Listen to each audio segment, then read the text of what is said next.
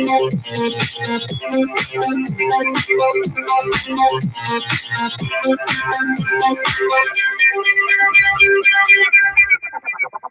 right, hello everyone, and peace of Christ to all of you. And we are back again. We made the first video short, so you guys can download it for those who have a small account or they have a bad internet. You know, the Muslims keep talking about miracles in the Quran. They remind me of somebody have a bankruptcy. And when you have a bankruptcy, every penny count. And the Muslims out of pennies. They could not find any reason to believe in their perverted prophet, criminal, child molester, liar, thief, according to the Quran and according to the Hadith. The madman who takes shower with dead dogs and women blood from period. The man who have millions of fleas live in his hair and his panty. A man he was found cheating on his wives. A man who kidnapped women and he raped them.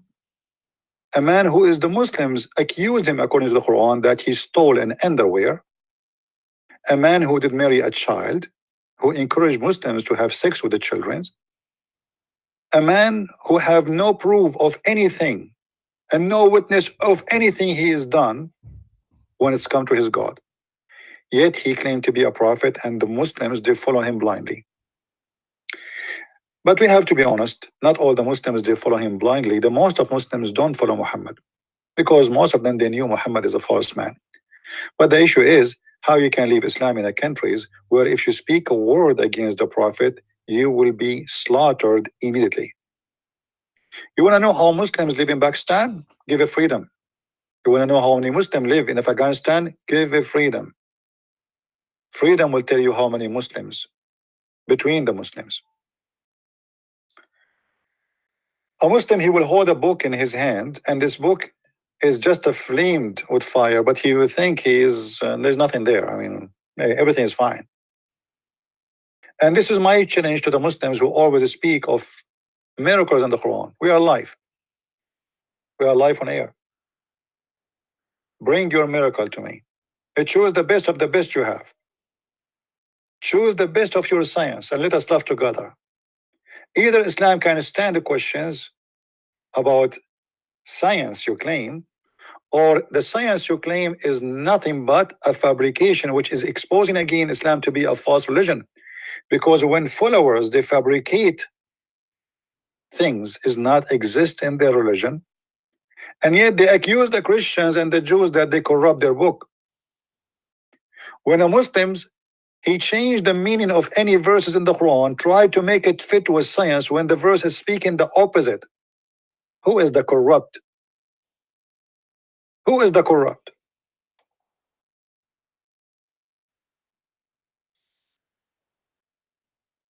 You see, we told people we will be back, but look like people, they thought we are not coming back. So we have only 54 people. Do we have any Muslim would like to call?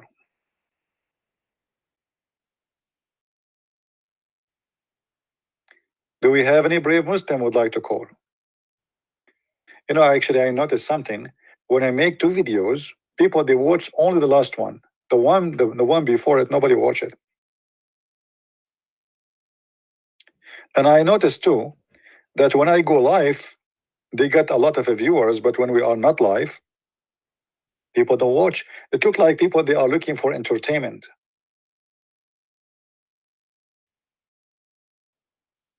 They are not looking for knowledge. They are just looking for entertainment, like it's a showtime. This guy is funny. Let us laugh. Islam is stupid. It's a comedy time. Muhammad is saying something stupid. Let us laugh. This is not why we are here. We are here to answer questions of people who want to learn. And we want people to help us to spread this knowledge. Download my videos, share them, cut them pieces, share them with everybody you can. You don't want to have your son one day coming back from school being deceived by a Muslim kid saying to him, Allah is God. Because remember, in these days, Not only Muslims are deceiving you. There is a Christians who claim to be Christians. They are working for the devil. I saw some Christians, they say that Allah is the true name of the true God. Nothing wrong with that. I saw Christians, they say that Muhammad is a prophet. How you can be Christian, believe in the Bible, and you believe in Muhammad as a prophet? Isn't it the Bible says whoever denies the Father and the Son is an Antichrist? What's wrong with those people? Because they are false. So your child, he will be deceived if you don't give him the awareness he needs. Your child will go and will watch a video of James White, Muhammad James White, and James White will say to him, whoever says Islam is ISIS is a liar.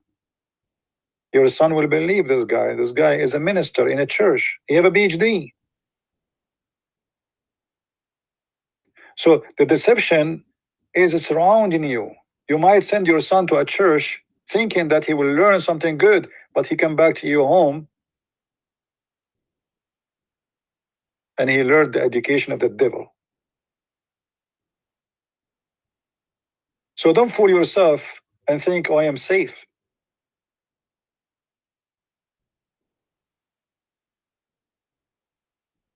My family is safe. There's no way my child will fail into Jehovah's Witnesses. No, he will. Why not? Why not? If your child know nothing about the Bible except the name of it, why not? Why he will not?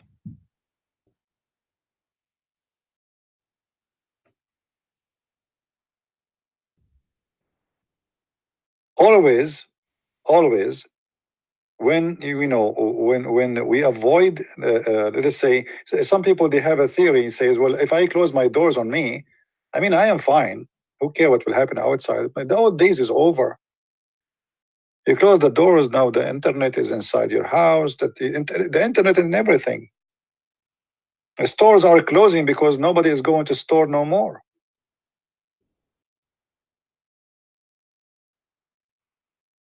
So we have a responsibility on our family. I'm speaking to you about your family because I'm assuming many they don't care really about anything except their family. But for me, all of you are my family, and I care for you all. This is why I'm here. Otherwise, why would I be here? I better go and do something else for my life. Why I want to spend years and years of my life trying to show the people what and how dangerous this cult is? Because this cult destroyed already many countries. You see, the Muslim propaganda, they say to you, do you know what happened to Andalusia during the Islamic occupation? My friend, Andalusia exists because Islam was bad, not because Islam is good. First of all, why you are in Andalusia? Why you are there? We occupy it. It's halal, a Muslim halal to take over Spain, but this is the land of the Spanish. The Muslims, they say to you, do you know what the Spanish did? They went all the way to Philippines. But I never heard, when we are in school in the Middle East, everybody praise the heroes of Islam who occupy Spain, who occupy Damascus. Umar ibn al-Khattab, the one who put the pact of Umar, which is very humiliating for the Christians. The Muslim, they will say to you, do you know what the white man did to the Indian American in America? What he did? Tell me. You tell me. Let us compare between an Indian American in America and a Middle Eastern Christian who owned the land. The land of Egypt belong to the Egyptian, not the Arab who invade that land. The land of Syria is the land of the Syrian who speak Aramaic, not the one who speak Arabic. The land of Iraq is the land of the Babylon and the land of the Assyrian. What happened to those people? They are not even treated as a citizen.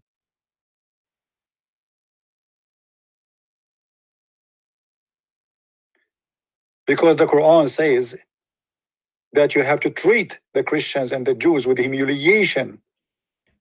A Native American Indian in America, he don't even pay tax. He live like a king. He have his own territory. They have their own law. They are treated as a special citizen. What do you do for a Jew? You took his land. What do you do for a Christian? You took his land.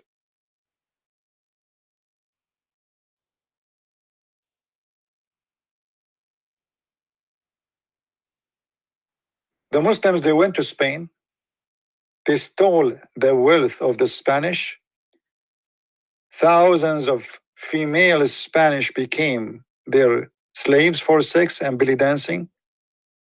And they have no work to do except building palaces, living as life of kings, because the Arab didn't work. What is the life? What is the business of the Arab during the glorious time of Islam? What they do for a living? Somebody can tell me? Any Muslim can tell me?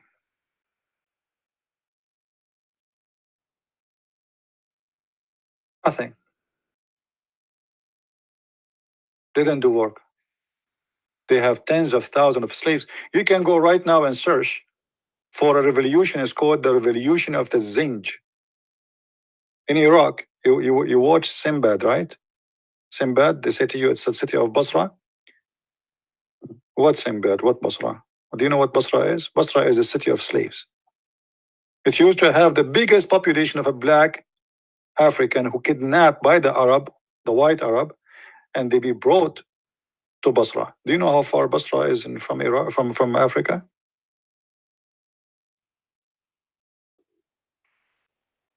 Hundreds of thousands. Okay, what happened to them, those people? Where we can find those black people in Iraq? Have you ever heard of bringing millions of black people as slaves and then they disappear? What happened? They killed them. When the black people, they make a revolution, seeking for their freedom, they kill them all. There is zero black in Iraq. Unless you are a student coming to study in university from somewhere. How many black people in Syria? Where's the black slaves? Until now, there is slaves in Saudi Arabia. Owned. Literally owned. Just a few years ago, the Prince of Dubai and the Prince of Qatar and the Prince of Bahrain and the princes of Saudi Arabia, they used to use the children's for the race of the camels. Go and read the news. They buy children's from Thailand.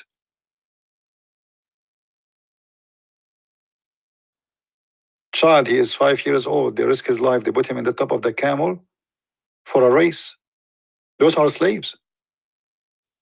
Have you ever heard of an employee? He is 5 years old. What, he signed a contract with you? How he came all the way from Thailand all the way to Dubai?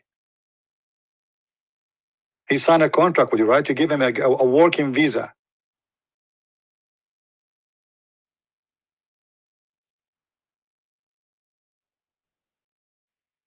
Do we have any Muslim would like to call us?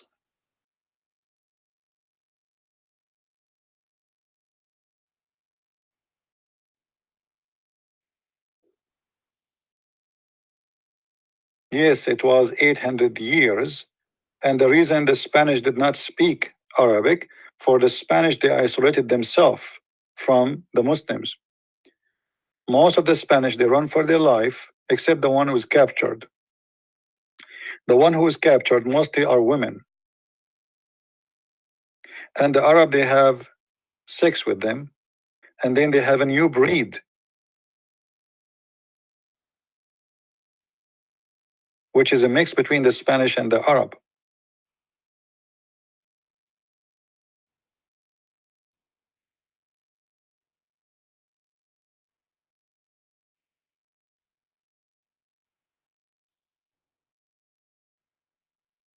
There's a very famous scientist. The Muslims are so proud of him, but this guy, he don't belong to Islam.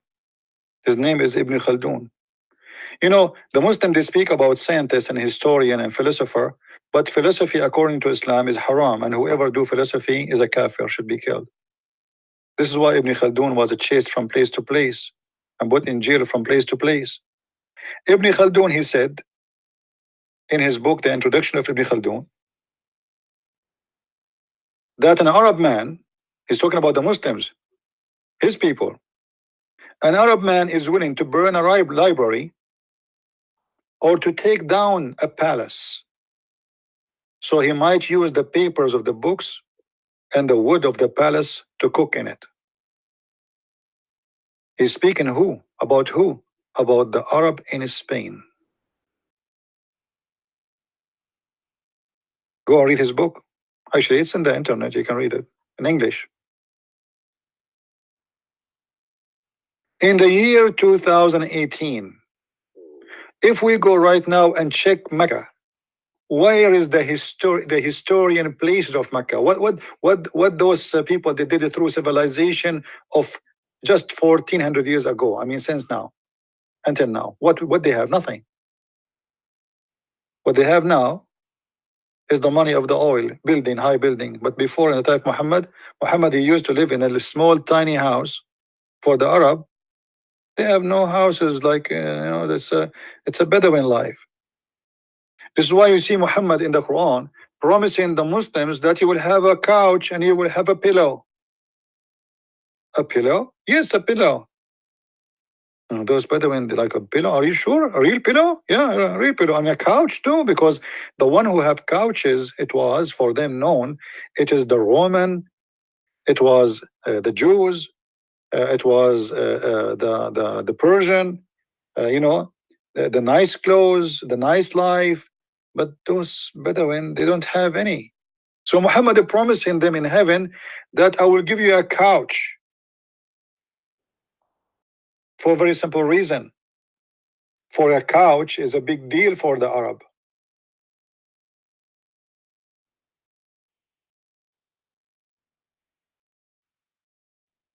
If we go in the Quran and do a little search, we will find some interesting stories.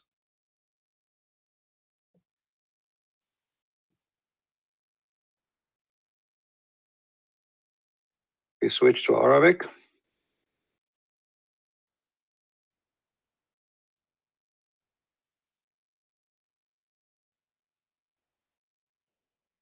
Look at this verse as an example.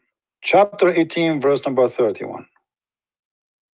You can read any interpretation or translation you want. And for those who they are the believers, whom garden of their property beneath which is a river flow. And there, where they will live in this heaven, we will decorate them with a bracelet of gold. I mean, have you ever heard of God promising you a bracelet of gold? Okay, I have a news for you. Brothers and sisters, if you believe in me as a prophet, my God is going to provide you with a bracelet of gold for each one of you. What? This is God? Well, I can get one for $50. What is that? What does that mean exactly? I will get a bracelet of gold. The description of the promises is so stupid and so silly, but it fit with that time because Muhammad is speaking to those poor Bedouin who never wear gold before. Are you serious? I will have a bracelet of gold? There's a hadith about Muhammad. He got a ring after he killed the owner of it, as some stories says.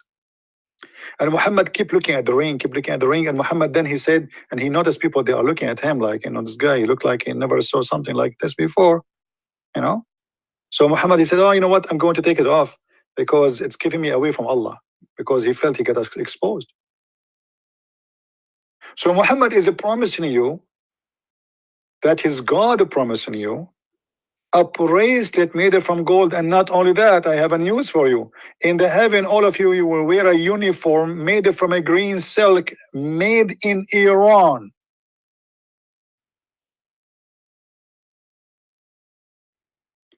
Istabrak is a kind of silk known made in Iran. And the Muslim, they say to you, the Quran is an Arabic book, and the Quran confirmed that. But istabrak is not an Arabic word, is not an Aramaic, is not an Egyptian. It is a Persian word, which is about a name of a kind of a silk It's called istabrak. It's like promising you will wear Gucci in our time. Imagine God, He sent me a verse, and I am a prophet, and I say to you, God today told me that all of you are going to wear Gucci. Hey, Tony, Allah, He just speak to me, and He told me we will wear Gucci. Yes, brother, can you make some pizza for us? Gucci?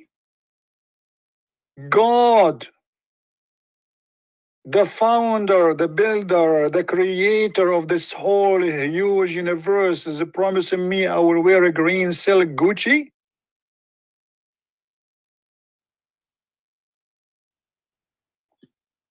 Abu Hamza, how are you, Abu Hamza? Here we go. We have a Muslim in the text. He called me liar. A liar about what? Guys, I'm lying about what? It's in front of us in the screen.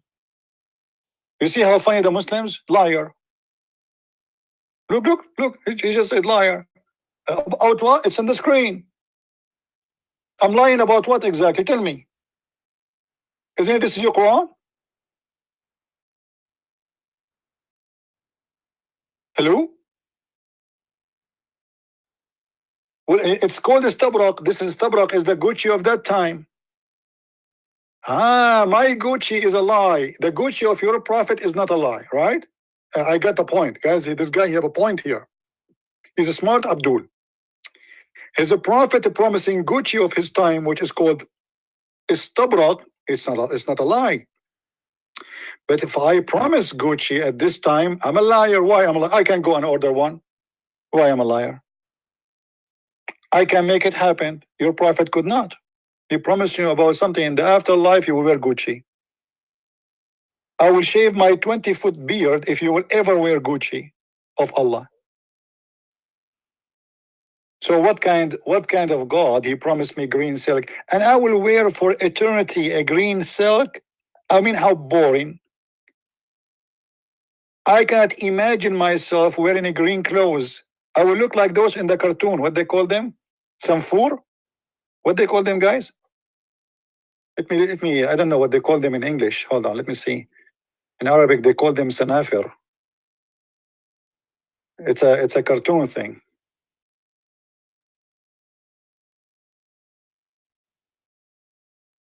Yeah, I'm talking about those.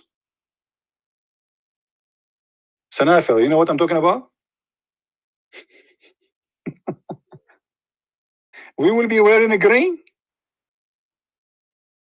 All of us? For eternity? I can't change my shirt. I mean, can I get different color for one day?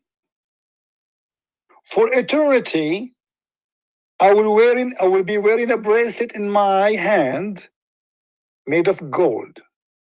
And I will be wearing a green shirt made of silk and made in Iran for eternity.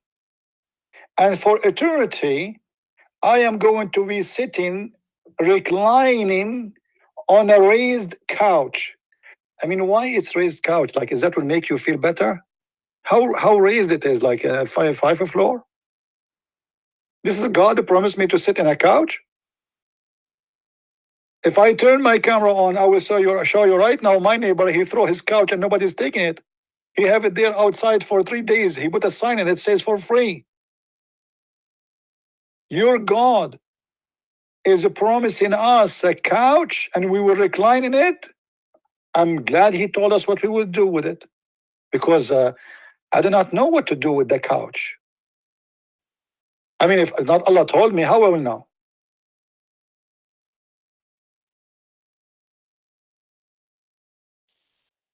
Huh?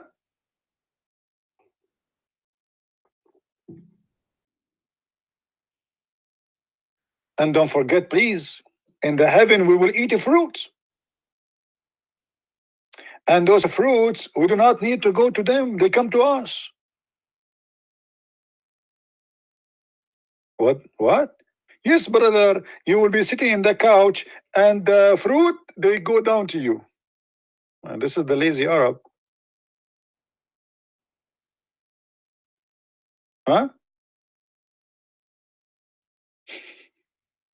The Arab are very lazy people. There's a story about a bunch of Arab, they want to commit suicide.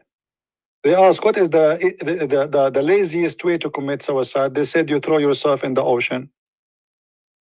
So they ask a guy to carry them in his boat and take them in the middle of the ocean so they can, commit suicide. They are in the middle of the ocean. The guy, he said to them, okay, we are in the middle of the ocean. Jump. He said, can't you make a hole in the boat? They don't want to jump. They are lazy. Even committing suicide, they don't want to do it. Like, can't you make a hole in the boat? This is the same story about the hole in the boat of the story of Al-Khadr. You remember Al-Khadr? The same chapter we are reading from, chapter 18. All right? Chapter 18. If you go to chapter 18 here, you will see a story of a guy, his name is Al-Khadr. And Al-Khadr, simply, when he, in his trip,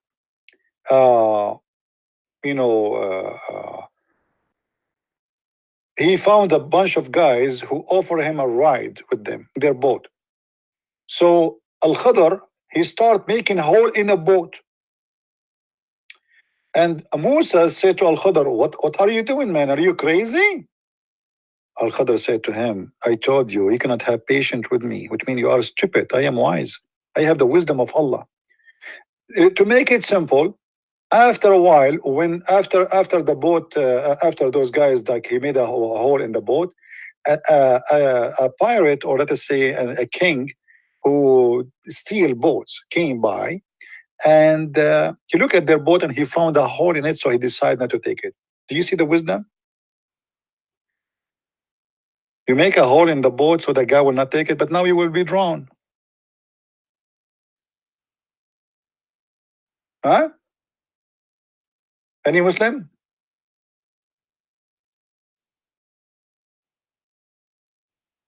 Super intelligent religion. By the way, chapter 18 is one of the most funny chapters ever you can imagine. If you don't remember, hold on, let me see. Remember before we spoke about the fountain of youth? Do you remember the fountain of youth? Let me see if I can find it.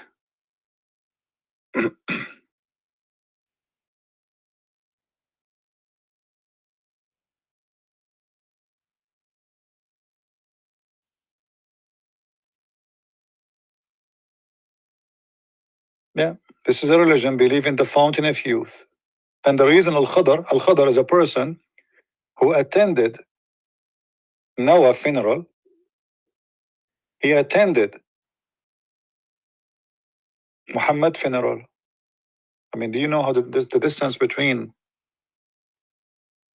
Noah and Muhammad? What this guy is doing there? Simply because the Muslim believe that this guy, he drank from the fountain of youth. I guess I found the hadith. Hold on. Where is the Muslims who want to call me and tell me about the science?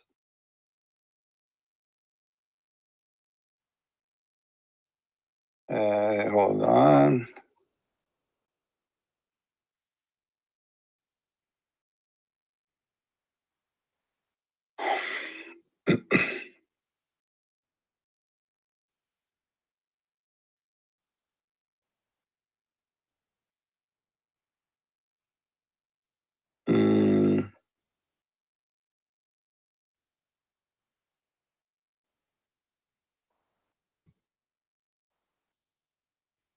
Maybe not this one. Let us see. Oh, here we go. Read with me, guys.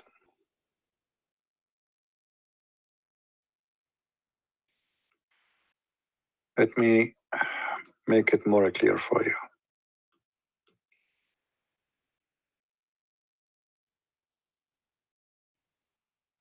How Allah will resurrect you?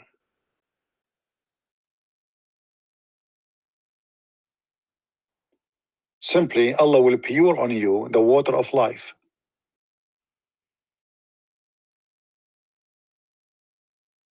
Do you see it? Am I making things up?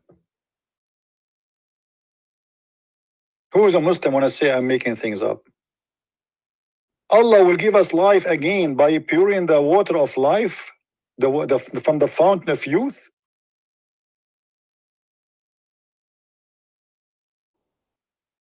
I thought the fountain of youth is something exists in the part of the Caribbean only.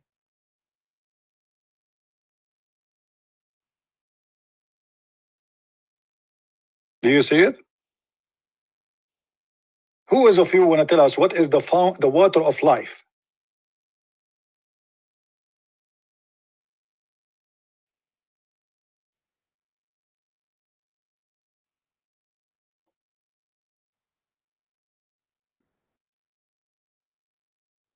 What do you think?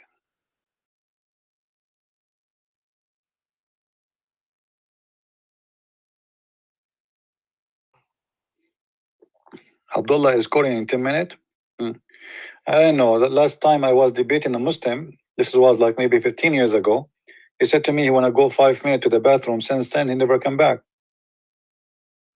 So 10-minute time for Muslim, it might be 10 centuries. He's a Muslim.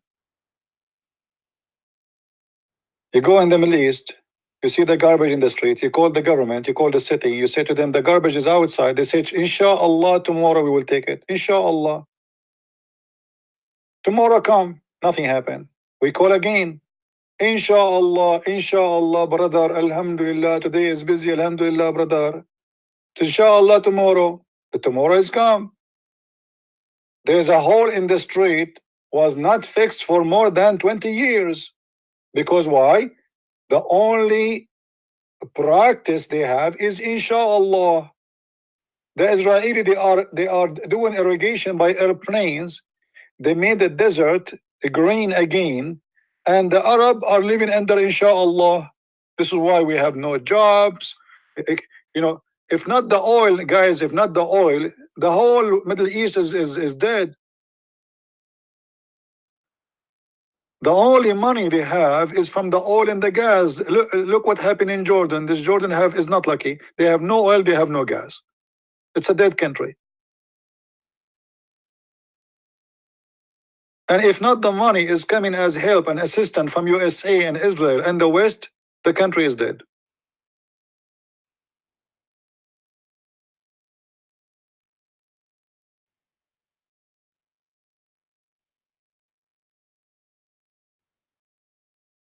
And you are telling me a Muslim is going to call me?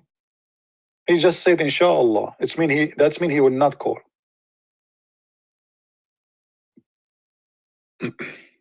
Inshallah, tomorrow we will take Jerusalem back. And they said that 60 years ago, 70 years ago. Inshallah.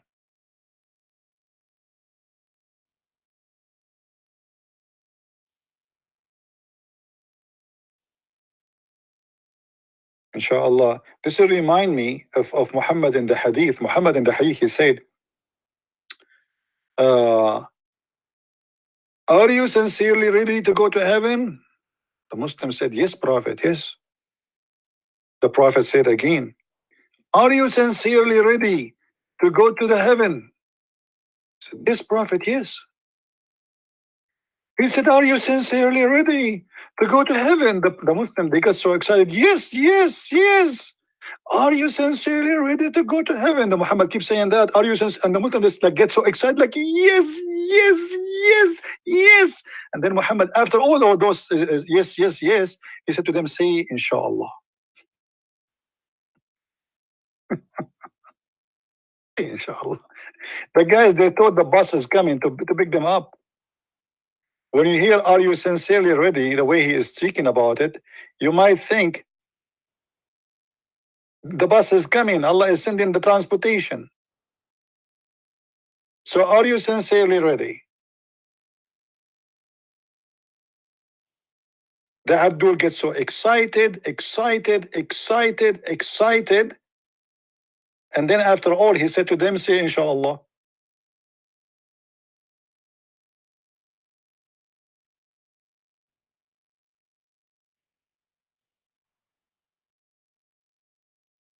If a Muslim, he says to you, I will pay you, inshallah, tomorrow, it means he will never pay you.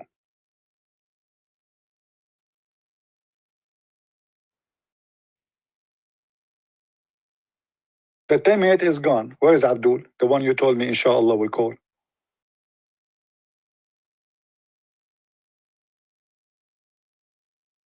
Are you sincerely ready to go to heaven?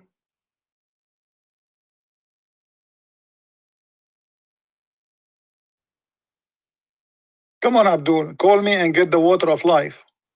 The water of life is there, is ready for you.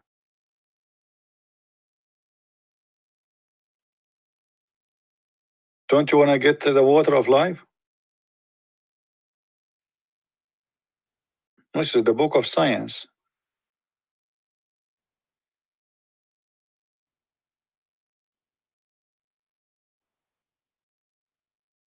Hmm?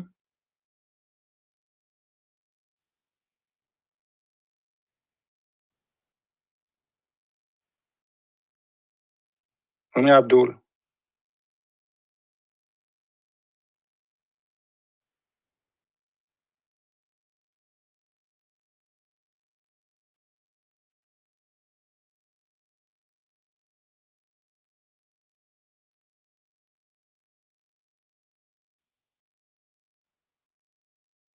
Any Muslim? Okay, who have a question for me? Anyone have a question? Especially Muslims. You cannot call me. No, don't call, no problem. Can you ask me a question, Muslims?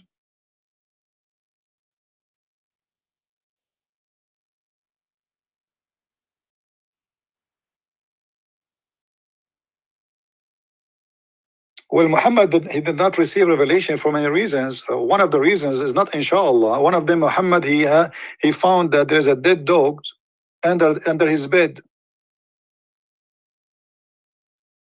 Have you ever heard of God stopping to send? He stopped to send revelation to his prophet because there is a dead dog under the bed of the prophet.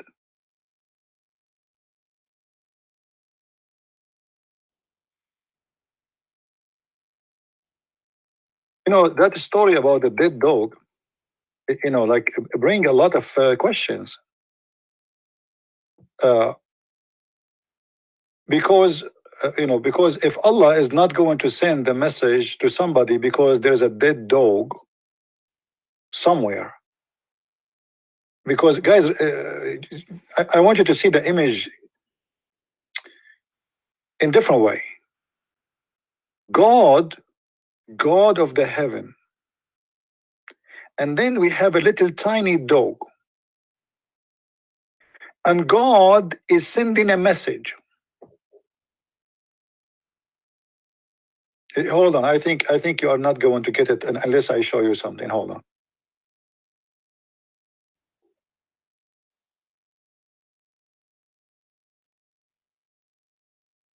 Hold on.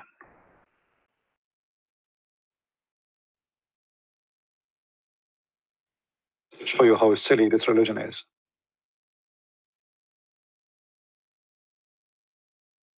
And how silly you will be to believe in it.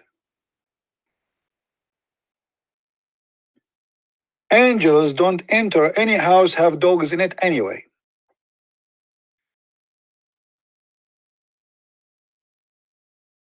How a little tiny animal can stop Allah from doing what he need to do?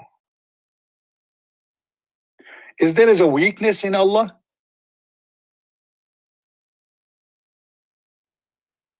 Any Muslim can explain to me? Let us say I am a prophet and I have those puppies in my house. And now Allah want to send me a message. But Allah, he cannot get in because I have those puppies. I want a Muslim to explain to us, is that a weakness in Allah? Or this is a powerful ability? That God, he refrained from entering a place Because if he enter, something wrong will happen to him. What will happen to the angel if he enter in the house of Muhammad and there's a dog? I want to know. Any Muslim can tell us. What exactly would happen to the angel? I will give you three options. The puppies, they will bite the angel. Hello? Am I speaking to Christian Prince? Yes.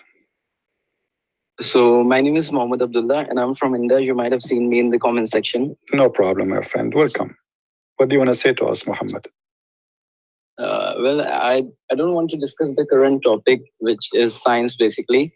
I wanted to ask you a question. Why is Jesus' sacrificial death necessary for salvation? That's a good question, my friend. The answer is in the Quran. Let me ask you. Okay, hold on.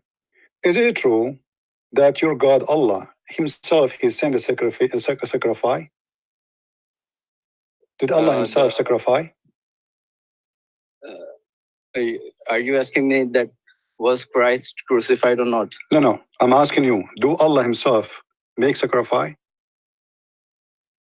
Yes, he sacrificed. Why? Why? I'm not getting what you want me to Okay, answer. You are asking me about the sacrificing of Jesus, right? Yeah. Okay. For us, Jesus is God. For you, Allah is God. Correct? Okay. So in order to understand what's happening, let us compare between what your God did and what my God did. What Jesus did, he did not jump and die. He did not commit suicide. Simply, he knew they will kill him, and he is not afraid of death, for he is going to overcome. But he don't want it. It's not his. He's not like if somebody go and jump from the top of the mountain. Obviously, he want to die, right?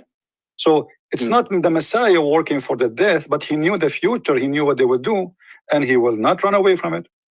So the Messiah, he by doing this act, is a sacrifice, a hero. When a hero, let us say you are a person in the army, and according to the Quran, Isa is supposedly Jesus. Isa the Muslim, he asked his followers to sacrifice themselves so he can run away. So he asked one of his apostles, who of you want to take my look so I can run away? Which means the other one is sacrificing too, because he's sacrificing himself so Jesus can be saved.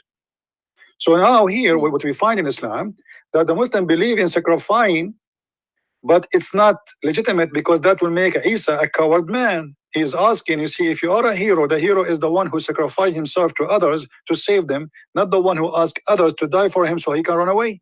Do you agree? But was it the only way that God could forgive us? No, my friend, this is not about the only way. This is not about the only way. Hold on. The forgiveness, you see, I don't blame you for, by the way, for understanding wrongly about Christianity. Christianity is not only Jesus crucifying himself. Christianity is Jesus himself, God in the flesh, coming to us and telling us to believe in him so we'll be saved. So we will be saved if we believe in him and whatever he do. Crucifixion is one of many things he did. So it's not just by the cross, it is about believing in Jesus. Jesus, he said to the guy who was next to him in the cross, I promise you now you will go in heaven. But Jesus is not crucified yet, but yet the guy is saved. Jesus, he forgives sin for many before he was crucified. Jesus, he promised, hold on. Jesus, he promised many people. If Jesus has already paid for your sins, so what stops you from committing more sins? My friend, this is in the Quran, not in my book. In my book, Jesus said, when we say he paid for my sin, it doesn't mean I have a sin free. This is in the Quran.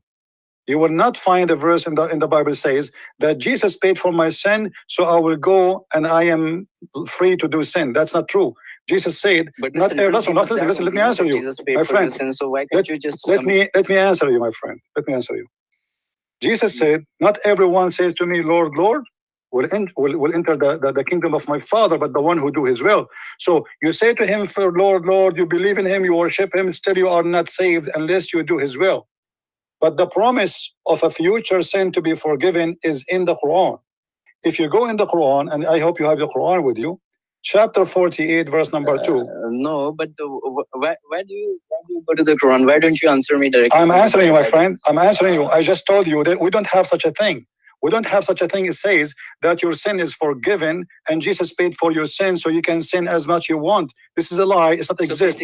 And hold on. No. When you say something, can you prove it? Can you prove what you just said, that we have a license to sin?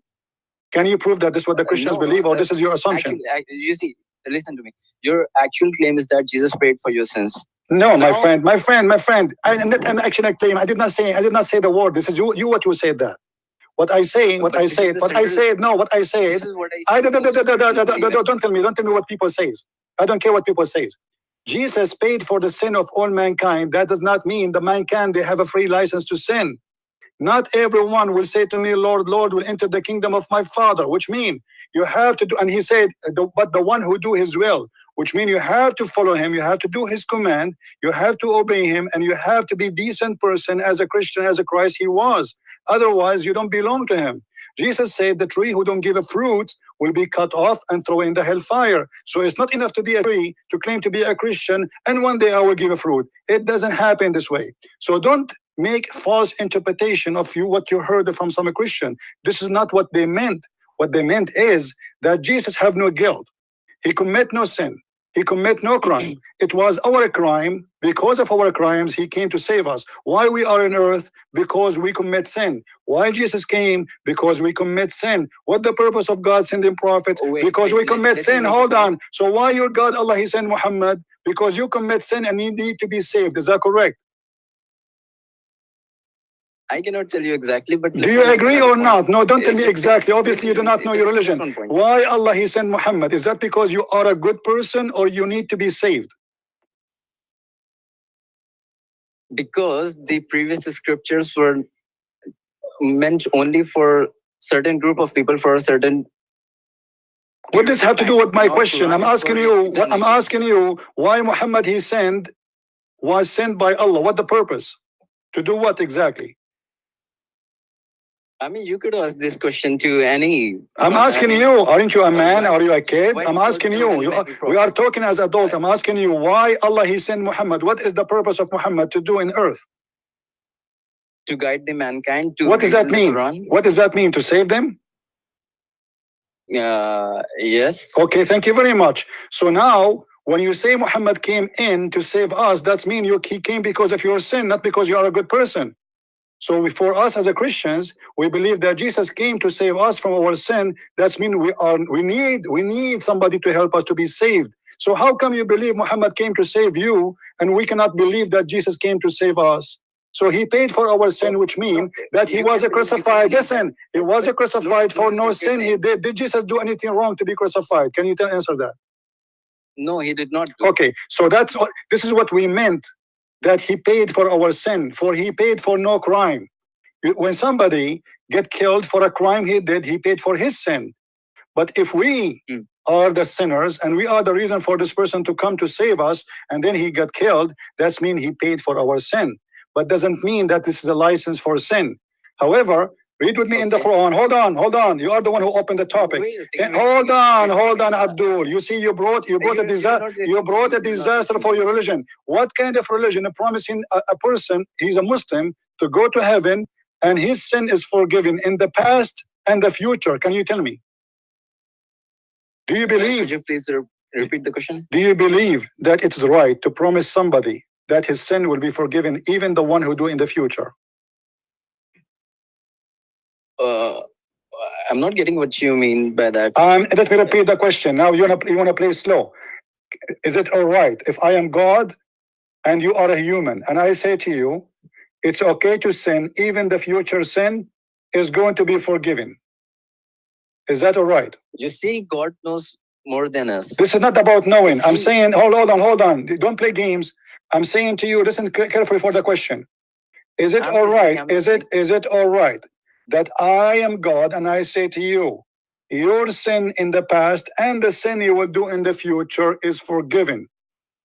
Yes, it will be justified because you are Why? God. You know what is A good second for me. ago, You a know second what is ago, right. a second You know ago, hold on, everything. You hold know the on, past, hold you on, know the hold on. present. Why it So justified? you Why are it the best justified? judge Why it's beyond justified? the earth Hold on, hold on, and hold on. creation. No, no, So explain. you know what is good. No, So no, if no, you're no, no, no, telling no, me no. You that see, your this is sins not. will be This is forgiven, not then it's about not he knows what he justified. knows. This is And about. if I don't agree Listen, with you, then Abdul, Hassan, listen. Don't go speak over me saying nothing. This is not my question. My question is, if I am forgiven for the sin I will do in the but if past. you're God, Hold on, but if you're hold God, on. Listen to the you know question everything. first before you answer. Listen to the question. You don't understand my question yet. This is what you do, Muslims. You answer the question before you get the answer. Listen, why I will forgive somebody for a sin he will do? Is that ethical? Is that Not be given. Is that Might ethical? not be given some certain circumstances, but if God tells that He will forgive, then He knows better than us. This is So not if He's about telling, knowing. then I'm not it asking you if might he be knows better than you or justified. not. This is not the question. This is not the question. You are the one who's saying, like, you Muslim believe that everyone should pay for his sin. Is that correct? Yes. Okay, why Muhammad, he will not be paid for any sin and Allah forgive him for the past and the coming sin? Why he gave him a license for sin? How do you prove that? How I prove that? What do you mean? I can't prove it? You Muslim says that. He says Muhammad, his sin in the future, sin is forgiven. They say that. I saw that in the newspaper. So I don't answer for a newspaper article. Okay, the newspaper I'm talking about, my friend, the newspaper I'm talking about is the Quran. This is Quran, chapter 48, verse number 2. So what do you say now? What do you say now? Are you going to make fun of this newspaper or you are going to respect it now?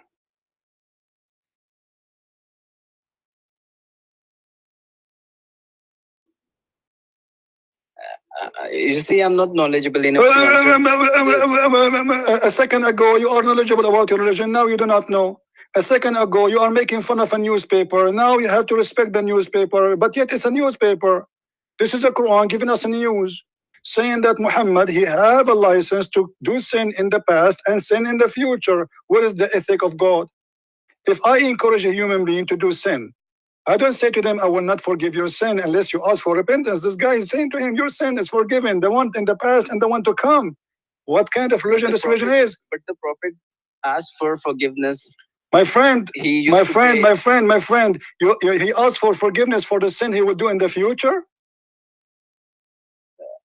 I don't know, but he used to pray. In one hadith it was written that you Muslims in Islam, you ask for forgiveness for a sin you did not do yet. This is what Islam teaching you, that in Islam you ask for forgiveness for a sin you did not do. Like you say, Allah forgive me for raping a woman, but you did not rape a woman. Does that mean you are planning to rape her? No, but so how you are? So what do you mean Allah is speaking about the past and the sin to come? So it is not the Christians who believe in the free license of sin. It's you Muslims. Okay. No. I want to move from this topic, but what's wrong with this topic? You don't like it? What's wrong? You don't like the newspaper topic? No, I was making another point, and you twisted the. No, this is the topic. This is the topic you talk about sacrificing. And let us go. Hold on. We are not done. I want to ask you. No. You are the one who opened the topic of sacrifice. Hold on. Why Allah?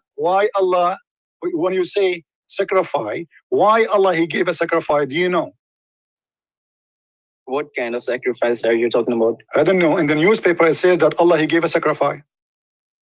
No, why are you referring to the Quran as newspaper?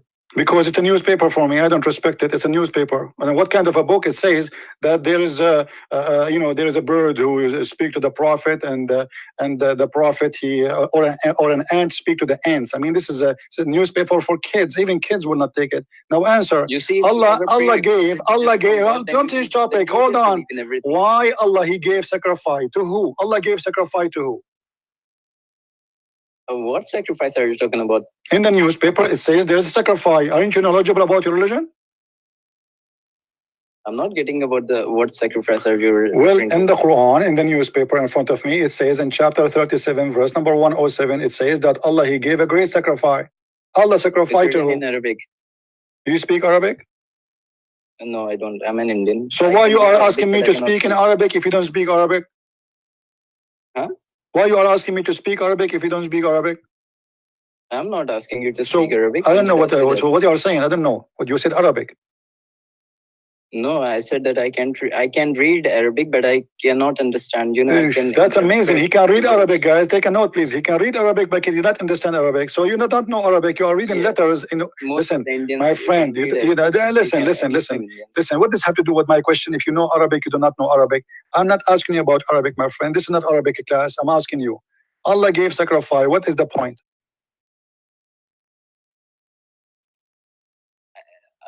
Could you please elaborate what sacrifice are you talking about? Well, the Quran says Allah, He gave a great sacrifice, a mighty sacrifice.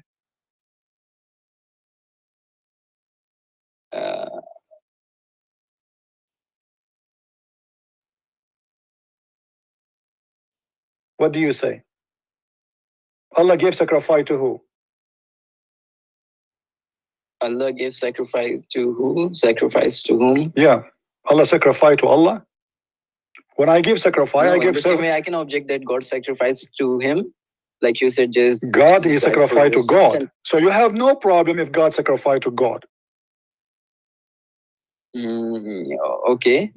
No, I'm asking you, don't you okay? Is that yes or no? You don't have a problem that God sacrificed to God?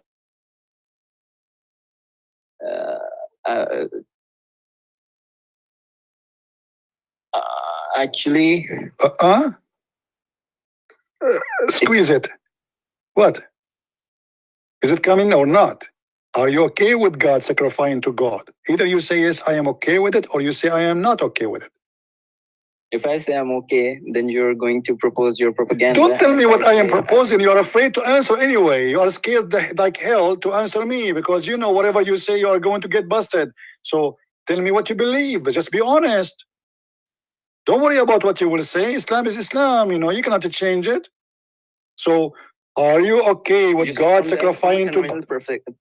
From a conventional perspective, I would not agree to it, but since it's in the Quran, so I have to agree with it anyway. You have a point there, guys. He is not agreeing with it, but because since it is in the Quran, I have to let it go.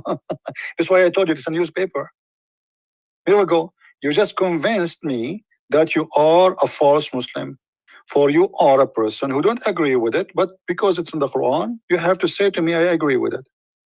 So in your heart, in your mind, this is stupid. It's what you are saying to me. And you cannot believe that this is happening. Not exactly.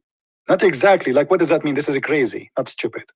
You see, from a conventional perspective, from what I've been indoctrinated, it won't sound very logical to me. But if it's in the Quran, then I have to agree with it anyway. So are you telling me you are a guy who goes and follow logic?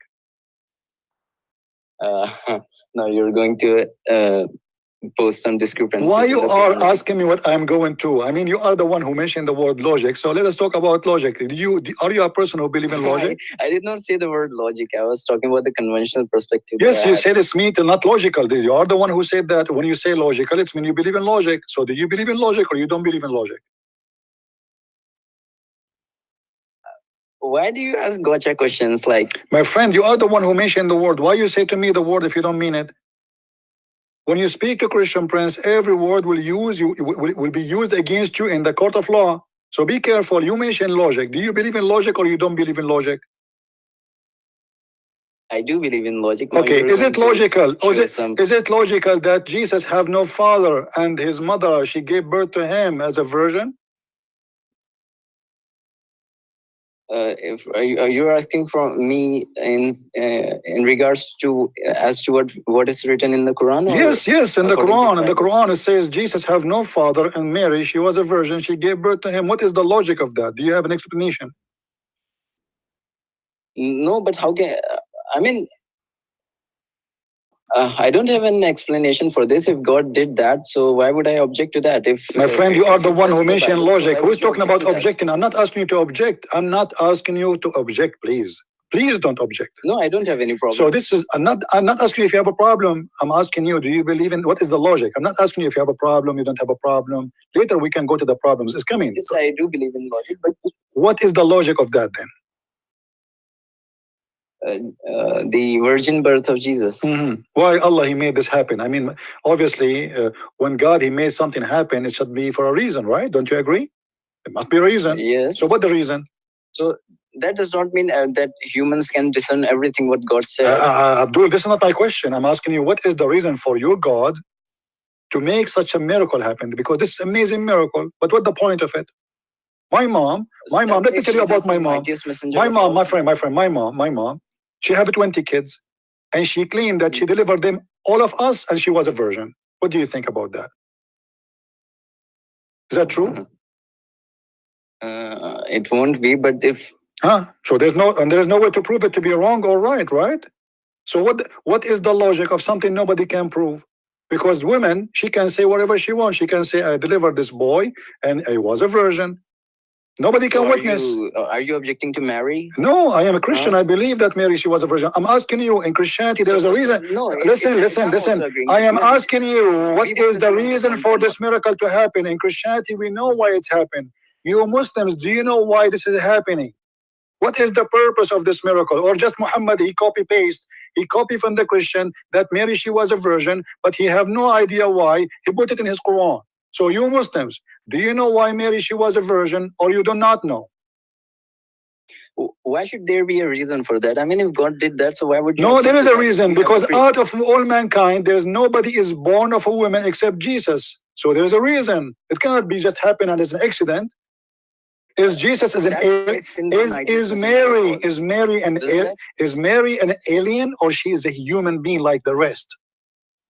So I can also ask you the same question: is Mary? You can ask me. You can ask me. No, I can answer you, no problem. But answer me first, and I will answer you. For me, it happened as a miracle. For Jesus is not of this earth. Jesus said, "My kingdom is not in this earth; it's above. For he is coming from above." He said, "Before Abraham, I am." So he is not of the mankind. He is born in the flesh, but he is not of the flesh. So now we know why. For Jesus have no father, for he is the word of God who is born of a woman. Now we know why. Now, why in Islam Jesus have no father? Explain to us. If he were born of a father, wouldn't he be the son of God then? If he were born of a father. Thank you very much. So guys, did you hear what he said? He just answered and get Muhammad busted. He said if Jesus is born of a father, he cannot be the son of God. But now because he have no father, so who is his father? Is the one who made his mother pregnant. Who is the one who made the mother pregnant according to Islam is Allah. So based in your logic now, Allah is the father of Isa. No, I'm not saying that. You just said that. You said if you have a father, you just said that. You just said, if Jesus have a father like everybody, then he cannot be the son of God. Thank you very much for saying that. So now you gave us a logical reason why Jesus have no. So then let us go zero. Let us go to zero. Listen. Let's go to zero. Why Jesus have no father? I don't have answer. Why you don't have answer? What's wrong with you Muslims? You have a newspaper. This is why it says a newspaper. Why Trump is meeting Kim Jong-un? We do not know. Why Trump? He said we don't know. It's a newspaper. We do not know. We are not inside the White House. So all what you are saying to me, I believe in a newspaper, but I believe that everything written there is true. But I do not know why.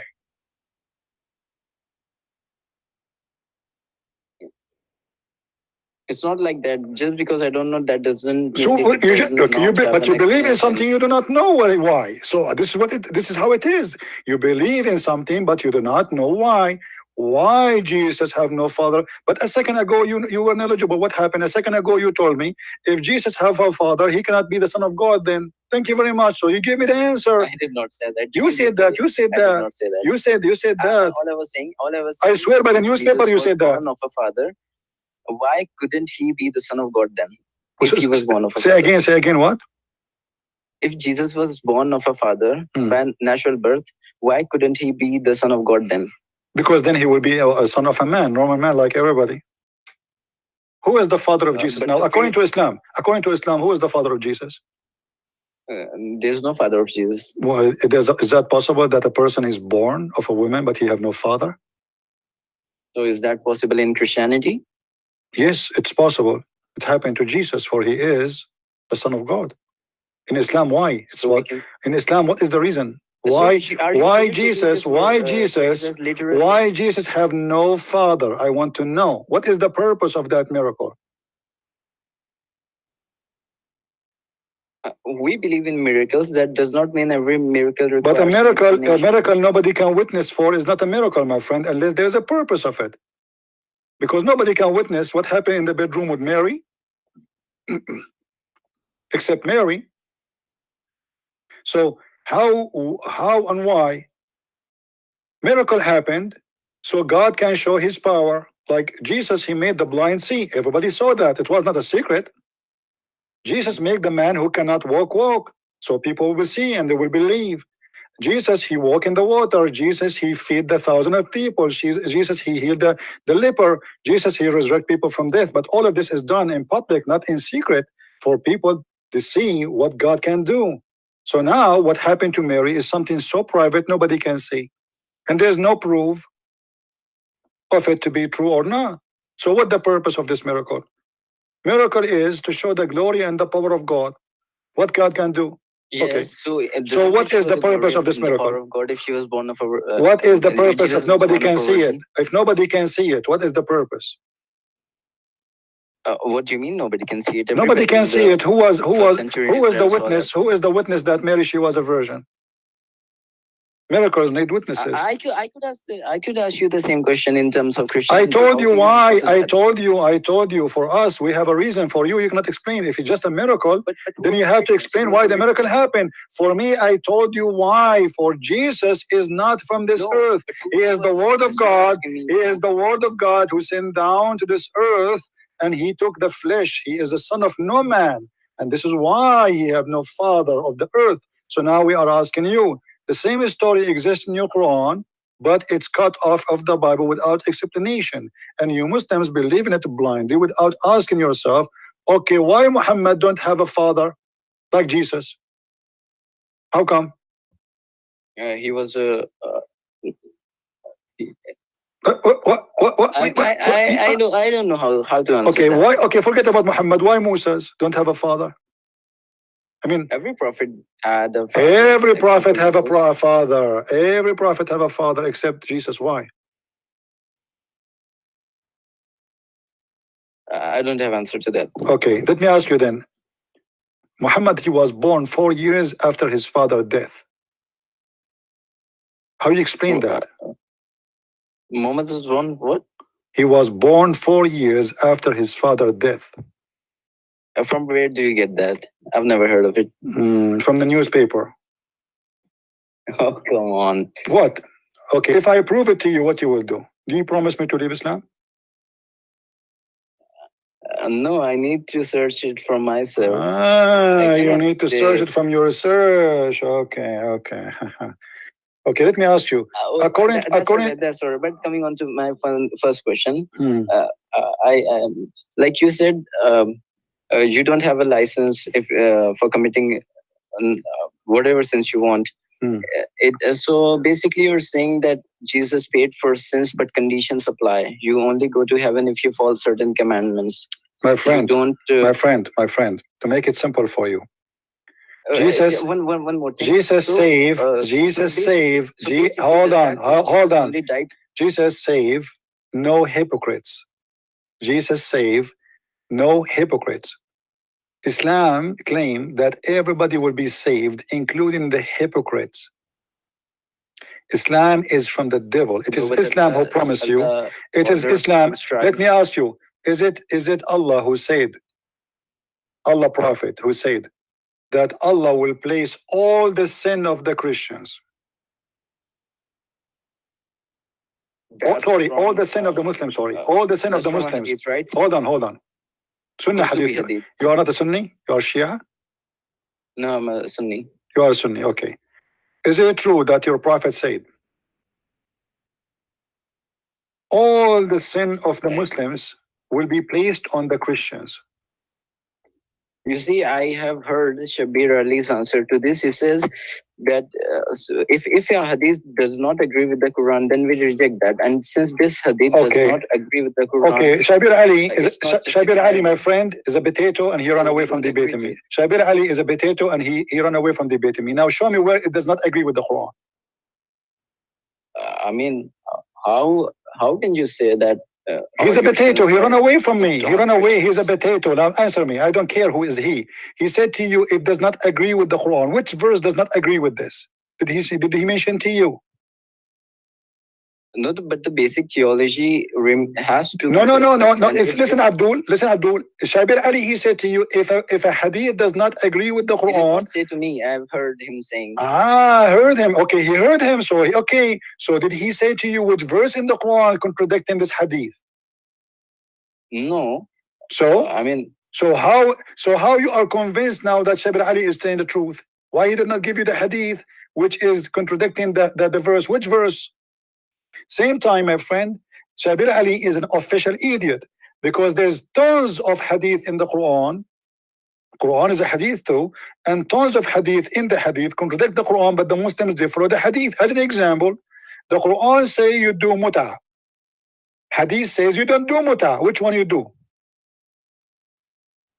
We don't practice it. It was why? I guess abrogated by Umar. Abrogated by Umar, guys. Do you see it? The Prophet Umar, peace upon him, he is the one who abrogated.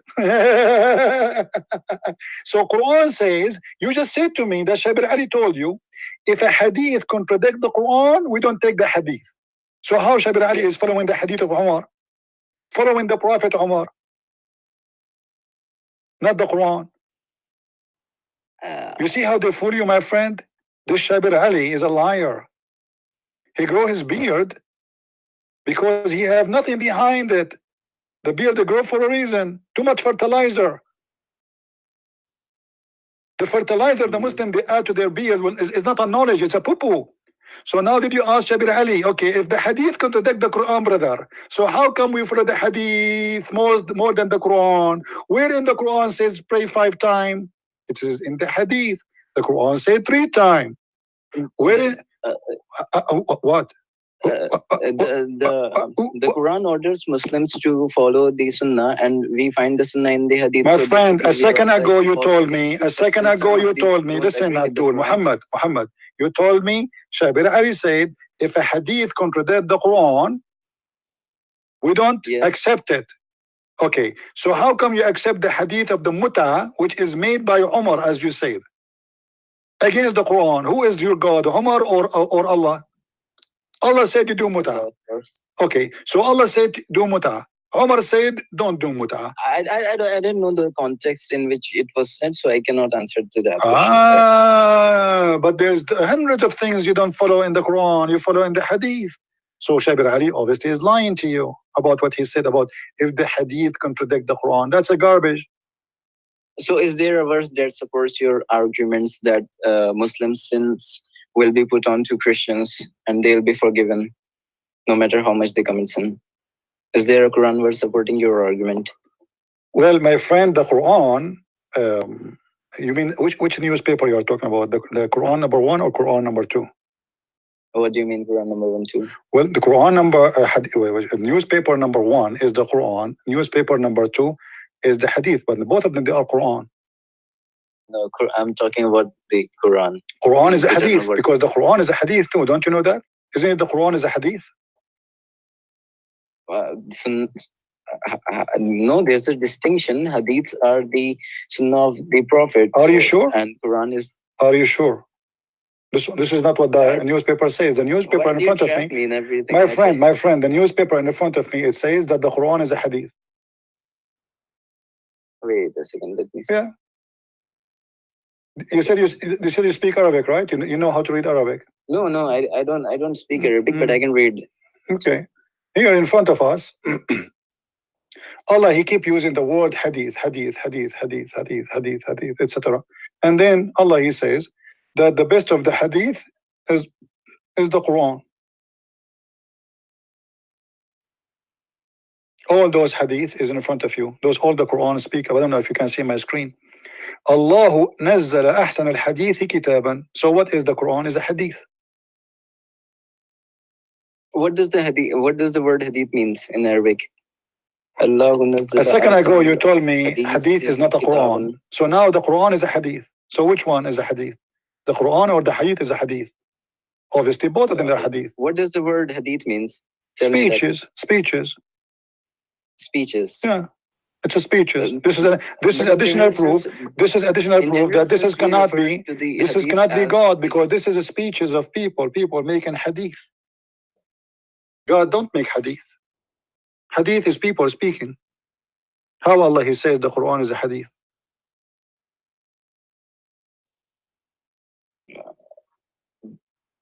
It's the speech of Allah because it's the speech of Allah. But Allah never spoke. Can you show me where in any page in the newspaper you believe in that Allah He spoke to Muhammad? But He spoke to Moses. This is different. This is different. This is Muhammad in his newspaper. He's copying from different book. Okay, but Muhammad, he never heard his voice. Okay, let me ask you then. Why Allah spoke to Adam? Allah spoke to Isa. Allah spoke to Moses. Allah spoke to Abraham. Allah even spoke to Alexander the Great. Why He don't want to speak to Muhammad? Do you know why? Every single name in the Quran of those who you call them prophets, every single names of those who you call them prophet, Allah spoke to them, except Muhammad. Why? Because Archangel Gabriel would bring revelations from Allah to him. Oh, hold on. So why? So is Jibreel like someone he is newly hired? So why he did not send Jibreel to Moses or to Isa? Why Allah He speak to Isa? Where is Jibreel? At that time he was vacation, the Caribbean islands. No, but what's the problem in accepting that? Even if he did not speak to him directly, what's the problem in accepting that? You see, we are looking for the unique information. Muhammad is unique. He have no miracles. His God never spoke to him. He never saw his God. He never heard his God. He got a guy. You come to him as a man. He squeeze him 3 times, and no mayonnaise come out. And yet Muhammad claimed that he is a Jibreel. Do you have a proof that this is an angel? He saw a man. So you're referring to the circular reasoning? I'm asking you, if there's any proof that this Jibreel exists and he really spoke to Muhammad? He's also mentioned in the Bible. My friend, what Bible? There's no Jibreel in the Bible, no. Not even a single verse in the Bible. No, Gabriel is different from Jibreel, different name. You see, your prophet cannot even pronounce names. Are you saying that to me because either Muhammad, you do not know how to say the names? If this is the same person, it's mean your prophet, you cannot quote the name correctly. Because Jibreel is not Gabriel. So who is he? You don't know. You tell me. Muhammad, a guy came to him and he started squeezing him 3 times, and he said to him, read, what is the proof that this guy is an angel? The Quran confirms that. Where? Show me the story of the cave of Jibreel in the Quran. If you show me, listen, if you show me this story, I'm going to shave my beard. I promise you. What? So there's no proof. It might not. My friend, there's something is called. It's in Sahih Bukhari 6628, I guess. 6682 or 6628. I don't know. Man, this guy, he remembered the hadith number. I'm really shocked. You are so good in knowledge. Let me call a friend because obviously I cannot debate you after you gave me the number fast. What's Sahih al-Bukhari? Who care about it? We know where it is, my friend. I'm asking you, what is the proof that Jibreel exists in Islam?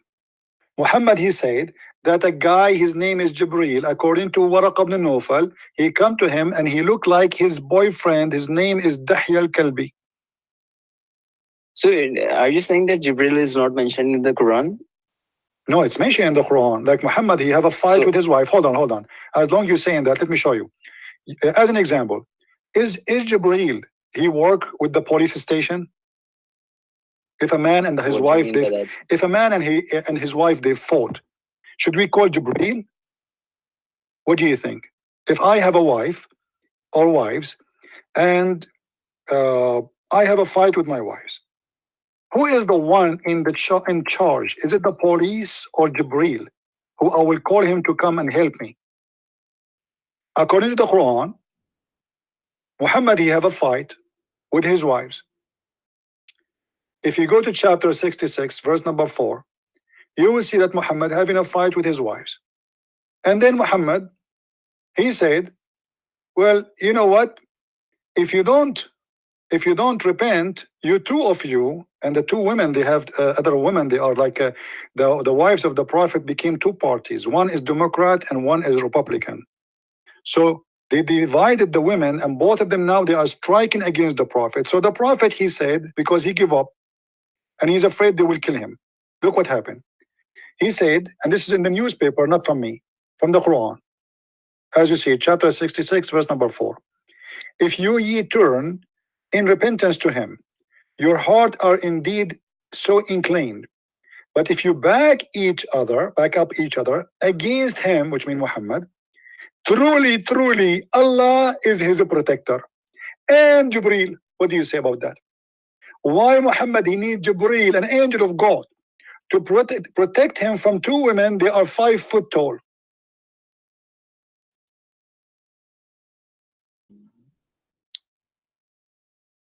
You're bringing me facts that I don't have answer to. I'm asking you now. I'm asking you: is he an angel, or he is just a guy? He work in the maybe fighter station, police station. A guy having a fight with his two wives. Listen, a guy is having a fight with his two wives. What is the business of Allah and Jibreel and Mikael and the angels and the believers? Muhammad is involved in 1.4 billion Muslims. It might be to set an example for future. What example? If I have a fight with my wife, I will say to her, if you back up each other, Jibreel is going to protect me. What Jibreel have to do with this? Have you ever seen you with my respect to your mother and your father? Have you ever heard your father saying to your mother, if you go against me, Allah and Jibreel and the angels and every righteous believer will go against you? What is the need? Why Muhammad? Why Allah is involving? Listen. The one who's talking here is who? Is Allah, right? Yes. Okay.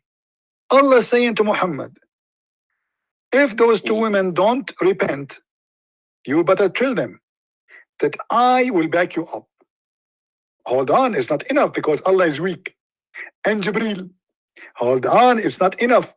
And every single Muslim, that kill them. And not enough. Well, my friend, it says in the front of me, 2 women fighting with the Prophet. What is the need of all this army? Allah and Jibreel and every righteous Muslim and all the angels, all of them, they are going to protect the Prophet from those 2 females. And those 2 females, they are throwing tomatoes at the Prophet, not rocks. So when you say to me that Muhammad, he received message from Jibreel, where is Jibreel? Did Jibreel protect him? And where is Allah? I don't have answer to that. Why Allah? Why Allah? Isn't it enough to say to me, Allah is my protector? Why I need Jibreel? If Allah protect me, who need Jibreel? Who's Jibreel? It's just an angel. Muhammad here saying, if both of you don't repent, indeed, and you back up each other, indeed, Allah is his protector, and Jibreel, and the believers, and every single angel. Muhammad, he involved the whole galaxy in a fight with 2 wives. Who is left? Who is left is not involved in this stupid fight. A guy fighting with his 2 wives. They are not using swords, they are using shoes. So the wives of Muhammad throwing their shoes at Muhammad, accusing him to be a child molester, a thief, a liar, a cheater. Why Muhammad is calling all this army to defend him? What the problem? I'm not able to answer to that question. My friend, since you call me, each time we spoke about something you see, and I'm able not to answer this question. Are you able one day to answer anything? No, not exactly what you're referring to, but you always ask gotcha questions. You trap me. I trap you. Did you ask Allah about? Do you know about the trap of Allah? Have you ever heard about the trap of Allah? No. No? My friend, you just mentioned a very important word. I forgot about it because Allah in the Quran, he said he trapped people. Don't you know that? Are you aware that Allah he trapped? He trapped whom? The Christians. Let me ask you. When you call me, you start talking about Jesus' crucifixion. Is that correct? Is that correct? Okay. Isn't it Allah who trapped us with the belief of the crucifixion?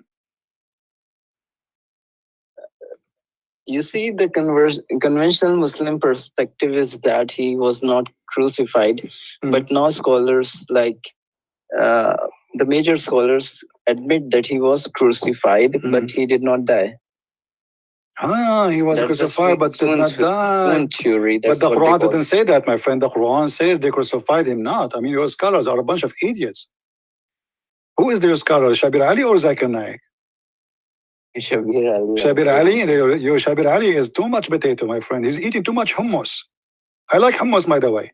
The Quran, my friend, says they killed him not, they crucified him not. So what? They killed him, but he did not die. And the potato, tomato. Where did this guy get this from? Is he Ahmadiyya now? I believe Shabir Ali is a sneaky person. He's Ahmadiyya undercover, because this is what the Ahmadiyya believe. Now, if we go in the Quran, chapter 4, verse 157, there's nowhere it says that. It says it clearly, they killed him not, they crucified him not, but it was made to appear to them, which means he was crucified. So now, as long you are saying trap, why Allah he trapped the Christians and made them believe that Jesus was on the cross? Because the Quran confirmed that nobody killed Jesus and nobody crucified Jesus, but Allah he made the Christians and the Jews and the Roman and everybody see Jesus in the cross. That is a trap. Why Allah doing that? If the word by crucified, it means that he was. If the word crucified here meant that he did die, and in actually, my friend, already the verse says they killed him not. So there's no need to repeat no crucify, and which means no, they killed him not. He already says they killed him not. Do you know how to read? Or you are illiterate like your prophet. It says, but they killed him. So listen to me. They killed him not. Listen what the Quran is saying. But they killed him not, nor they crucified him. So the Quran even after the crucifixion, he might not have died. My friend, the Quran says there's no crucifixion. Are you crazy or what? If somebody said, if by the word my friend, the Quran confirmed two things. He said already he was not killed. He said, the Quran said that. Read with me. It says, but they killed him not. Stop. And the Quran continue. Nor crucified him. So the Quran confirmed death is not happening already. And he confirmed additional thing. Crucifixion never happened to Jesus. So now, Allah continued talking, saying, but it was made to appear to them. If we read your scholars' interpretation and your prophet stories, he speak of that Allah, he made the look of Jesus on the look of somebody else. They captured that guy and they arrested him and they crucified him. Why Allah is according making... to you, the swing theory does not hold water.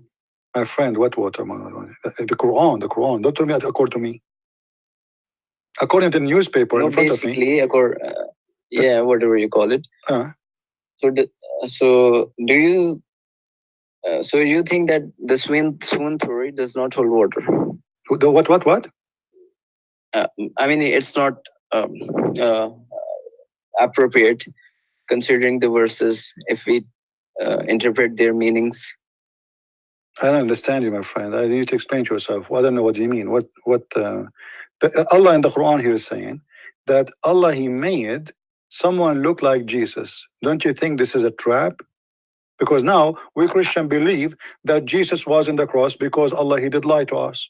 Who is the one who made this lie happen? So basically the swoon theory is not a good explanation. The Quran is saying that, so are you saying to me Allah is funny now? Are you disrespecting Allah? No, I'm not. Okay, you are saying that because the Quran is saying that Allah, he made him appear to be in the cross. He made him appear. The Quran confirmed three things. That there's no crucifixion, there's no death for Jesus, or they call him Isa. And in the top of that, there's somebody placed in the place of Jesus. Allah says, and it was made to appear. So we saw in appearance, the appearance of Jesus on the cross. In appearance, we saw his eyes, his face, his voice. In appearance, it was Jesus. But that was only appearance. So Allah here, he did lie to us. For he made us see in appearance something not true. Don't you think this is a satanic act? To deceive the Christians. There's a 3 billion Christian now believe that Jesus was crucified because of Allah lie.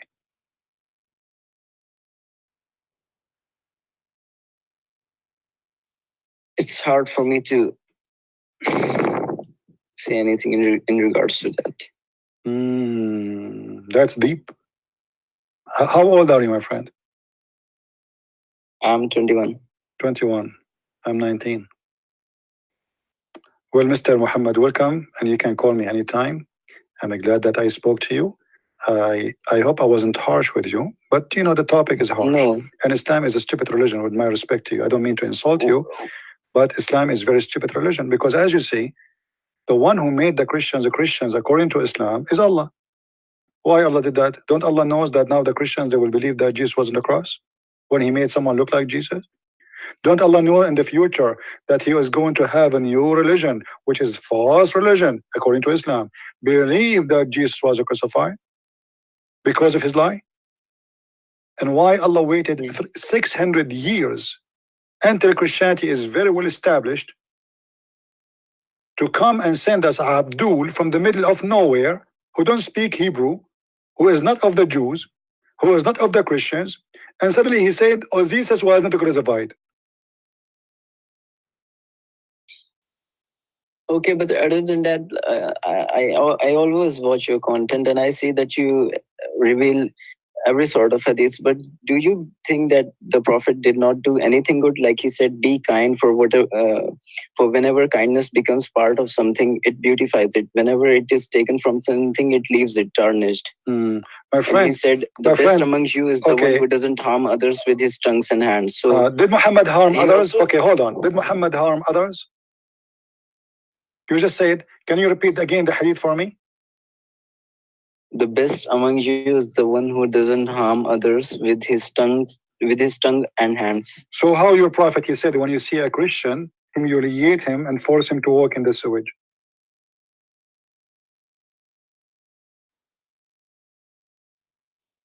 So Muhammad is teaching you good manner with the Muslims, but you should not be nice to other people? Is that the manner in religion? That I can be a good person for Muslims only? Imagine if Jesus says, okay, be nice to the Christians, but if you see a Muslim in the street, spit in his face, kick his ass, push him in the sewage, or push him from the top of the mountain. No, my problem is that why don't you reveal the other side of the story? My friend, there's no other side. There's no other side. There's no other side, because this guy obviously is a hypocrite. Because if Muhammad, he also said the best among my friend, so what? Who care what he said? Who care? We show his act. Jesus said, from their fruit you will know them. So who care for what Muhammad said? Be good. Be good to who? Muhammad, he killed his own people. How many people Muhammad killed? From his own people. So when you say to me, Muhammad said be good, but he is not good. Muhammad, did Muhammad say to be cheater? Did Muhammad told you to, as a Muslim man, to cheat your wife? Did he say that he to said you? Feed the he also said feed the hungry and visit a sick person and free the captive if he be unjustly confined. So why the Quran says kill the captives? Where does it say that? If I show you, what you will do? I won't be able to answer you. What else? Here we go. I mean, I will not be able to answer you. Okay, can you do me a favor, Muhammad? Do you have a connection with Shabir Ali? No. Can you call him? No. Why not? I don't have any contacts. If I give you, if we search right now, me and you, live on air, for his phone number, can you call him? And challenge him to call me and debate me and to refute anything I said. I can do that. Okay. Can you call him right now? Right now, via Skype? I don't know. You wanna? Where do you live? You live in Canada or USA? No, I live in India. In India? Ah, okay. Maybe it's expensive for you to call. Let us do this. I want to give you time to contact Shabir Ali in your own time. Why don't you contact him? They did. He ran away, and they asked him many times to debate me. He ran away. He accepted to debate me. You can also call him live on. If I call him, he will cry. He will say he's harassing me. He might tell his mom or his dad. I don't know. Why don't you call him right now? We did. Not by phone, the TV station, they contacted him to debate me, and he backed down. He ran away. Did you ever try to contact him by phone? No, I will not contact people by phone. I'm not going to chase people. You are a Muslim. You tell him why you don't want to debate Christian Prince. What is the problem? Why you are left alone? And you keep saying to me, Shabir Ali. The reason I'm asking you to call Shabir Ali because you keep mentioning Shabir Ali. Shabir Ali, my friend, listen. Instead, I want you to deliver. I want you to deliver a message to Shabir Ali. Shabir Ali. How can I do that? Knows nothing about his cult. Nothing. But he's the most reputed Muslim. I never saw him refuting anything. I never saw him refuting anyone. When? Shabir Ali, you ask him about tomato, he answered about potatoes. Never answer anything. And you know what? And listen. He defeated twice David Wood. Who's David Wood anyway? David Wood, he learned some English about the Quran in the internet, the same as you. David Wood is not a specialist in Quran and Islam. He did not study Islam. He doesn't speak Arabic. So this is why Shabir Ali. Did you ask him why he want to debate Shabir Ali? Did you ask him? Who is James White? James White, he know nothing too. Listen. Why he want to debate those who know not Islam, but he don't want to debate me? What's the problem? You claim to know everything about Islam. I know Islam more than Muhammad himself. Okay, but others also know, like James White is quite knowledgeable. You don't know anything about Islam. James White is an idiot. He's like your prophet. Oh, why do you say that? Because he believes in a newspaper. Show me one thing James White he said. Show me one thing James White he said about Islam. Is it true? Here we go. Challenge for you. Anything James White said, Shabir Ali said, right now, quote for me something is true. None. None of Shabir Ali's statement about Islam is true. And none of the statement of James White about Islam is true. For both of them, they are from the same potatoes. Hypocrite liars. No, but James White is a Christian, right? He's no Christian. A Christian, he will not lie. This guy is a liar. Why do you say that? Because he lied. And I just challenged you. I said, show me one thing he said about Islam is true. You see how sure I am? He says the narrations of the Hadith should be interpreted in the light of the culture. Correct. And that's. And who is the one who gets interpretation for the Hadith? The Muslim or the Christians? The Muslims. Correct. The Muslims. Okay. So why James White is giving false interpretation? Isn't it Muhammad? He said. Isn't it Muhammad? He said, "I am being victorious by the terror." And there's a context to it, and it okay, give me the context for it. Times. I was victorious by the terror. Give me the tradition. Did Muhammad send letters of terror? No, I'm not talking about those. Like he said. My friend, listen. Don't mention to me names. For those names mean nothing for me. I am not James White. I am not David Wood. I am not Shabir Ali. I am the nightmare of Allah. And you Muslims, none of you can debate me. This is the story, full stop. So when you call me, don't tell me this guy, he debated this guy. Everybody speak for his own. Bring me somebody to debate me. I will give you a week. Next Saturday, not a week, Saturday. Next Saturday, we will be live on air. Every Saturday, I've never seen you debate any. I've never seen you debating any top scholar like. Whom in general sense Muslim considered to be. I debated the head of the all Shia in USA. I debated just 2 weeks ago. I just debated 2 weeks ago, Dr. Rohi, who have a PhD from Azhar University. I debated the head of the Islamic Center of Tennessee. Listen, my friend. Nobody knows them. No, they are known. What do you mean nobody knows them? Who is the scholar? Who are the scholar? Who are they? Zakir Naik, who do not know how to read the prophet name correctly? You have not debated Yasir Qadhi, Hamza Malik. Who is this guy? Which religion? Okay, call them. Okay, let us make a debate. Who is those guys? Those guys cannot say 2 words in Arabic. They can't even pronounce the name of your prophet correctly. Can you pronounce your prophet name correctly yourself? Muhammad sallallahu alaihi wasallam. See, you are saying it wrong. There's no Muhammad. What Muhammad? So you Muslims cannot even say the name of your prophet correctly. You can't say the name of your God. And then you are telling me those are scholars. Have you ever heard of a scholar? He cannot say the name of his prophet correctly. How do you say it correctly? Muhammad ibn Abdullah. This is his name, not Muhammad. What Muhammad? Who's Muhammad? And by the way, his name is not Muhammad. His name is Qatham.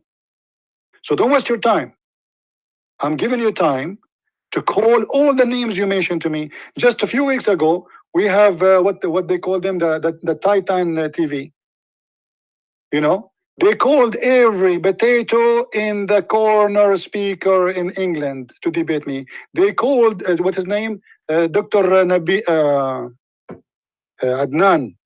I think Dr. Adnan. Adnan Rashid. Adnan Rashid. He backed down. But they are potatoes.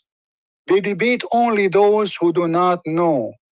You Muslims, you pick up your victims. Victims, I say victims. Why? Because you debate a rabbit, so you will look like a lion.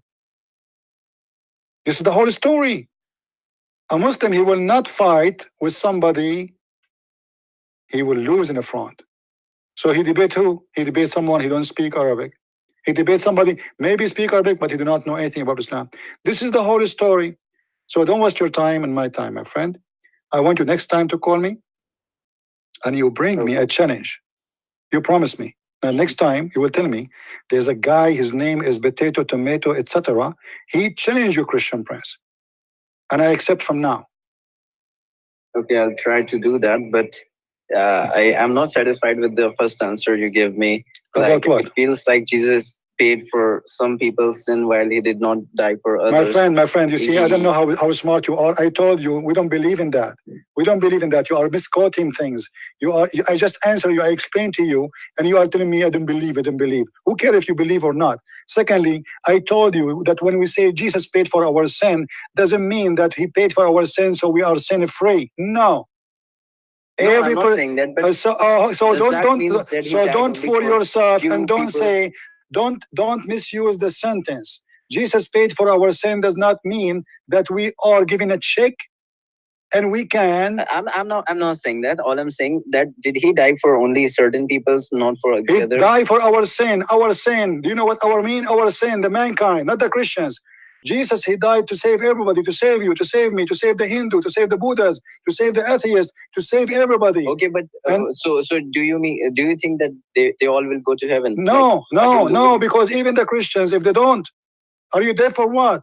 I told you, Jesus said, listen, kid, don't let me repeat myself many times. Either you are playing dumb now or you are playing dumb. I said to you, Jesus said, not everyone say me, Lord, Lord, which means God, God. And you Muslim says, well, Jesus says, worship me. Not everyone says to me, God, God, will enter the kingdom of my Father, but the one who do his will. Which means, if you are a Christian but a hypocrite man, you don't go to heaven.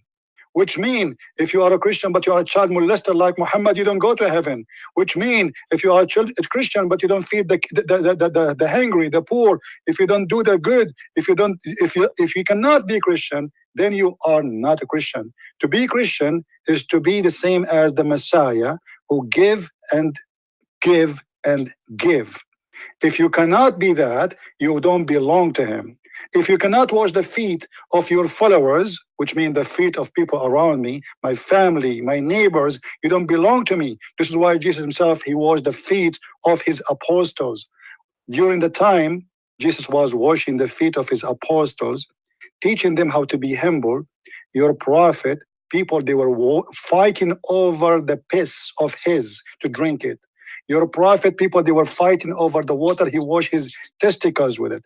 Your prophet, people worship him. No, they didn't. They didn't. I have a proofs. Okay, what about you? Show me the proof. Show me the proof about the urine thing that you said. If I show you, what you will do? Show me. If I show you, what you will do? What you will do? What you will do? So you're going to show me that people were striving for the water that he washed his testicles with. I will show you everything I say. Christian Prince never says something without proof. Never. So if I show you that your prophet, and not only that, a woman, she drank his piss, he promised her that there's no disease will happen to her because of that. What are you saying? I'm not saying. This is what your prophet's saying. Read with me.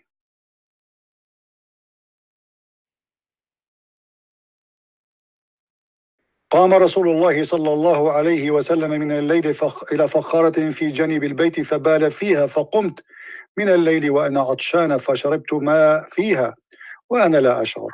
فلما أصبح النبي صلى الله عليه وسلم قال يا أم أيمن قومي فأهرقي ما في تلك الفخارة. قالت قد والله شربت ما فيها.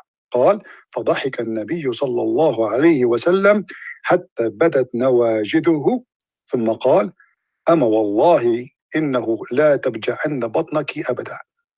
The woman, she said to him, your book's cover is waving on the screen. Oh, sorry. Hold on. Let's take it. Is this a hadith or what? Yeah, this is a hadith. What's wrong now? It's a newspaper. Which hadith? It's a newspaper. Hadith. Which hadith? Okay. You want the numbers?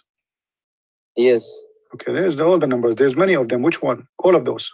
Which one you want? No, this one that you're reciting. Okay, this one I'm reciting. Let us start with this one. Yeah, here we go. And translate it into English. No, no. No, I do not know if I can find it for you in English, but I can give you the website. You can translate it on your own. Is that good?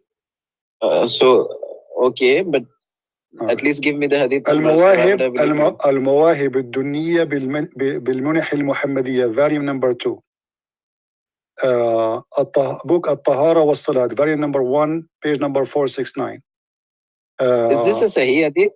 All of those. Why would I take it seriously? My friend, nothing in Islam is sahih, my friend. Nothing in Islam is sahih. Let us not fool ourselves. What's sahih? In Islam, there's nothing is sahih. But you are asking me, authentic, right? My friend, so this might be you are asking me, this is al-mustadrak fi sahihain. Yes, this is here sahih. All right? This is al-mustadrak fi sahih. This is the name of the book. Volume number 4. Page number 155. And the hadith in front of you, it's highlighted. Do you see it? And your prophet promising the women that she will never have pain in her stomach after she drank his piss. Be honest with me, Muhammad. If the prophet gave you his piss, you will drink it, don't you? No, I won't. Why? I can't do that. It's gross. Okay, what about drinking camel urine?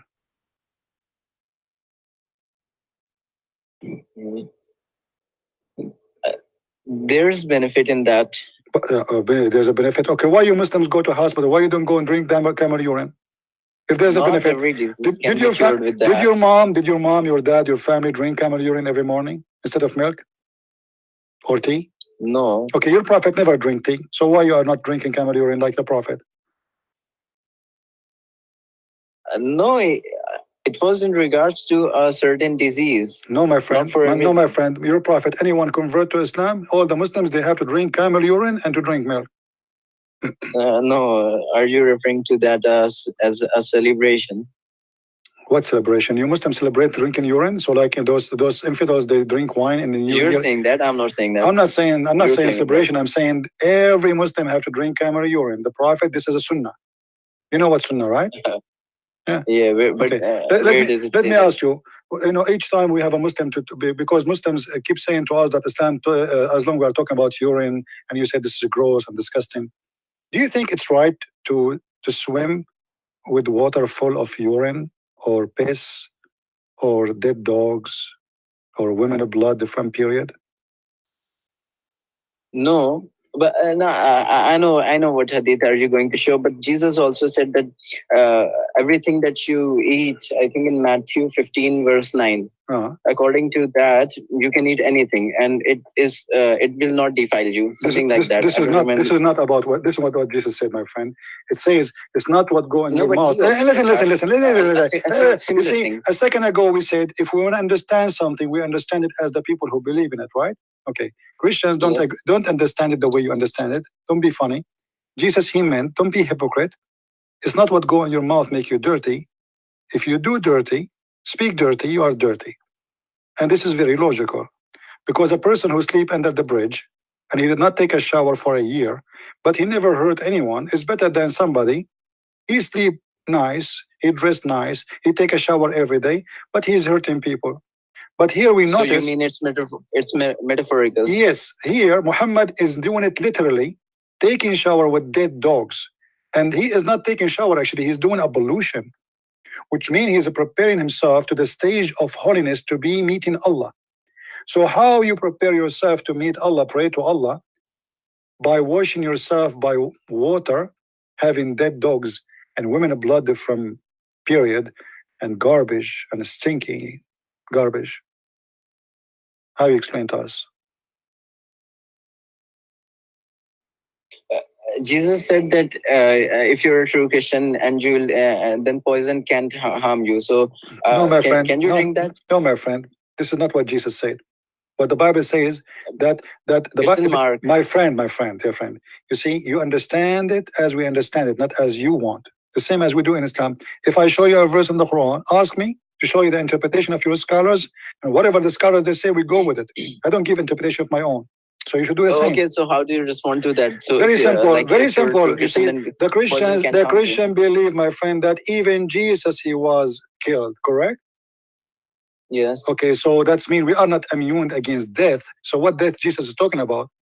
The death we are talking about, that they can kill our body, but they cannot kill our spirit. Poison, hate, evil, all of this will not affect us, for we are promised to be with our Lord for eternity. Otherwise, why Paul was killed, why all the apostles were killed, all of them with no exception. So all those Christians were killed in the time of Jesus. They were discriminated, they chased them, and after that they feed them to animals. So obviously none of the Christians understand it the way you are trying to understand. However, as long as you mention this, isn't it your prophet who said that the one who eats 7 ajwa, no poison can kill him? Yes, he said that, but in similar way, I can say that I can say that it was in a metaphorical sense. No, because this is ajwa. What is the metaphorical of ajwa? What is the metaphorical? It's talking about eating ajwa. You want to make ajwa now metaphorical? Ajwa is a fruit. Whoever eats 7 ajwa, no poison and no magic can kill him. Now this is metaphorical. Eating ajwa is a metaphorical. It might refer to a certain poison that it could immune. What certain? Where it says no poison. It doesn't say certain poison. And here we go. Your prophet, he died because of poison, and he was infected by magic, which means both of them happened to him. No, but he died 3 years later. It doesn't matter. Are you accusing your prophet to be stupid when he said that he's dying because of poison?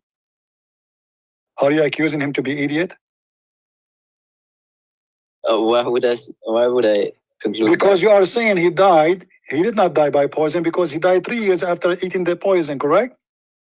Yes. Okay, but if Muhammad says I died because of poison, so are you saying that he's being stupid? He forgot that he did eat this poison. He did not die. I think it was a word. My friend, he is saying that. Do you know more than your prophet? Read with me. The prophet said in his element of death, he used to say, "Oh Aisha, I feel the poison I ate in Khaybar. At this time, I feel as if my aorta is being cut off." So you're a prophet claiming, not me, not you, he's claiming that this poison is cutting his artery. As simple as that. So are you claiming that you know what happened to your prophet, and your prophet was an idiot? He is assuming that he died because of poison, but that does not make sense because he ate the poison 3 years ago. This is what you are saying. No. You are saying, yeah, you are saying your prophet is not smart. He did not think about it correctly. It must be it's not the poison. This is what you say. Did you say a second ago it is not the poison because he ate it 3 years before he died? Aren't you the one who said that? So is this dated close to his death? Like, yeah, this is the thing. The same week he died. Muhammad is dying now. It says there in the element of his death, which he died. Do you read it? So are you saying you are outsmarting your prophet, that he is not smart, but you are smart? Or you heard this from Shabir Ali too? No, but he has responded to it too. Who's the one who gave you this answer, this funny answer, that it cannot be because he ate the poison 3 years ago? Who is the one who? Give me the name. I've heard Shabir Ali saying that. Shabir Ali again. Here we go. Another. See how stupid he is. He's insulting your prophet. He just said that his prophet is stupid. He's losing his mind. But you see, when you listen to him speaking, you can't argue with that. Now bring him to me. Let us see if I can argue or not. You cannot argue yourself because you are, you are just a follower, like a sheep. Meh. But nobody want to discuss with the goat. He's a goat, and you are a sheep, and none of you is trying to go and is question each other like, what are you talking about? So if he did eat the poison 3 years ago, and there's no way he died because of it, that means he's accusing the prophet to be stupid and to be a false prophet, because supposedly the prophet, the Quran says, وَمَا هُوَ إِلَّا وَحْيٌ يُوحَى. The prophet, he speak nothing of his own, which means nothing he speak but is the truth. But Sharia Ali, he just said, proves his prophethood too, because Allah said that if he speaks in the name of if he speaks of in the name of other gods, he will cut off his aorta, and if he dies the same way as Allah said, then does that mean does that make Allah a true God? Listen, aren't you the one who said to me that Sharia Ali told you, if a hadith contradicts the Quran, we reject it? Yes, but how do you respond to that? Hold on. Like, hold on. You just told me that the Quran said if Muhammad is a liar, Allah will cut his aorta, correct? Yes. Okay. And if he died and the hadith, way, then do you conclude hadith, that Allah is the true God? My friend, and the hadith now not contradicting the Quran is confirming the Quran. Yes. So just in case, just for a second, if I say that like Muhammad lied, Muhammad Sallallahu Alaihi Wasallam lied, just in case I say that, and since Allah told us prior to his death that if he does so, he will kill him the same way, and if he dies the same way, then do you conclude that Allah is the true God? No, because simply, why? I will tell you why. I will tell you why. What his name Didat, and once he said Didat, he said, if I am lying, may God mute me. He did not say Allah, may God mute me, and God muted him for 7 years or 5 years, I don't know. He cannot talk. So Muhammad here, he made, listen, it's written in the Quran. Listen, Muhammad here, he did make a lie. He said, if I am lying, God will cut my aorta. And God, the true God, not Allah. Listen. God, the true God, punish Muhammad for his lies. Otherwise, you tell me, you explain to me, how Muhammad he say, and he says such a statement, if I am lying, God will cut my aorta. And then this is the way exactly how done. You're confusing two things. Allah said so, not Muhammad. My friend, no, Muhammad said that because he thought never will happen, will never happen this way. If Muhammad, he knew he will die in such a way. How do you prove that he said that? I mean, we believe that the Quran is the word of Allah. My friend, hold on. Okay. If Allah is the one is saying that, and then he killed Muhammad by poison, don't you see there's somebody stupid there? That's mean Allah is confirming that Muhammad is a liar. So it cannot be Allah saying that. So, it is Muhammad, my friend. It is obviously,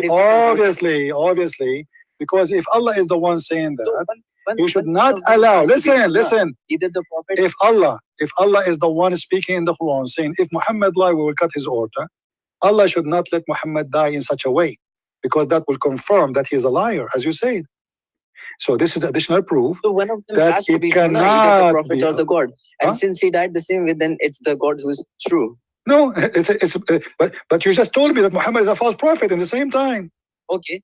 So, thank you very much. So it's like a paradox. My friend, guys, did you hear this? This guy, he just admitted that Muhammad is a false prophet, but Allah is a true God. No, I'm... Take care, my friend. Did your parents call me? Thank you for calling. So, guys, this Muhammad is a nice guy. I feel sorry for him. But look what he said.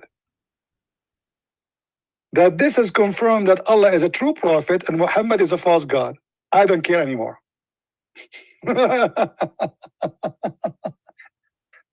I am here to prove to you that Muhammad is a false prophet. And if Muhammad told you everything about Allah, everything you know about Allah is from Muhammad, that means Allah, the one you've been taught about by Muhammad, is a false Allah. Correct, guys? As long as he admitted that Muhammad is a false prophet, I do not need to prove the rest. Because everything you know about Allah is coming from Muhammad. So if Muhammad is a liar, lying about his prophet, and this is why he was killed in such a way, that I mean everything you learn about your God is a false news. And this is why I call your Quran the newspaper. Thank you, Muhammad, for calling me. He's a nice guy. I hope he will call Shabir Ali the potato who don't dare to debate me. I call him potato loud and clear. This is not a sign of disrespect, no, but this is who he is. They claim to be scholars, but they cannot maintain 5 minutes. Shabir Ali, if he debate me for 5 minutes, he will be knocked in less than 3 minutes. He will be out of the stage. He will go and do his PhD all over. You know, ABN, when they asked him to debate me, he said yes. Then he searched me in the internet and he found that he's no match. So he said, oh, I'm busy doing my PhD. And since then, he's busy. Search his name. He have a program. He have a program show. There's a phone number in the screen, my friend. Call him. Let me tell you this. Can you call the D show? Shabir Ali, the D show, Nu'man Khan, all those kids who is making business, money. Can you call them? I never say to anyone no. Here you go. My Skype is open. I do not know who's going to call me next. Is that correct, guys? I don't care. Anyone can call me. I don't have a filtering machines. I don't have a reception to take this call and refuse this call. People, you will call me right now. Everybody will hear the Skype ringing and I will answer the phone. How simple we can do it more than this? I called the D show first, second, third, and they refused to let me go through. Cowards. We challenged Zakir Naik to debate me. He said to bring 2,000 people to Bangladesh. I will pay for 2,000. Hardly I can pay for my trip next month. I have a trip next month. I'm going by myself. Hardly I can afford to stay in a hotel. I'm not a rich man to pay for 2,000 people. And as you see, the Christians don't donate much, you know. If I'm a Muslim, they will donate. If my name is Nu'man Khan, they will buy me a TV station. Or they will get me a 12 satellite. But I'm not Nu'man Khan, I'm not a Muslim. If I'm a Muslim, I will get a lot of donation. So the Muslims always they find excuses, so they will not debate us. How in the world a Christian prince will bring with him 2,000 Christians to join a debate? And why you want to debate me with 2,000 Christians? Are you going to debate me or the 2,000 Christians?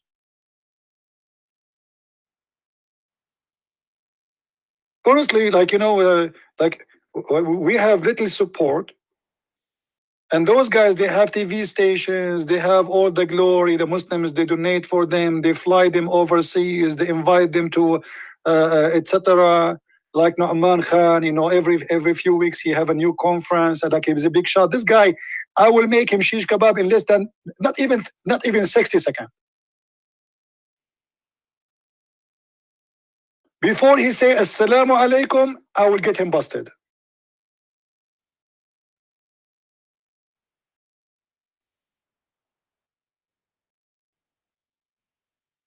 All the Islamic scholars are a show. They are not real. Zakir Naik, he said the word hur, brother sister. The sister did argue with him. How come in Islam, the Muslim man will have hur, but the Muslim woman, she will not have hur? First of all, the word hur is the plural name, and it's for male and female. But what the heck? The word hur is for male and female. The Quran says nobody touched their vagina and they will not bleed because of sex. You made them male? Unbelievable. This is your scholars.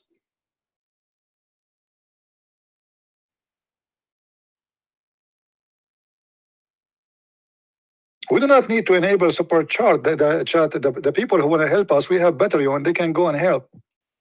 I said that next month I am going to trip. You believe it or not, people, they start canceling donation. I don't know how the Christians work.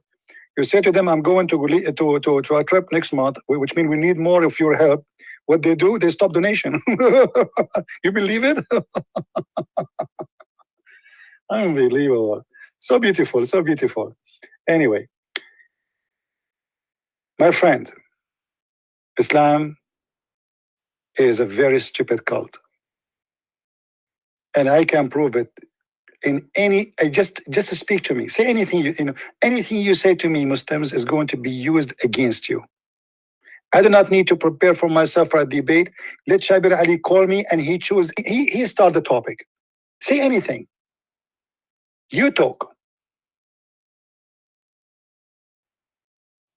The same as what happened to you. And I was speaking to you in a very friendly way because I know you are not too much educated.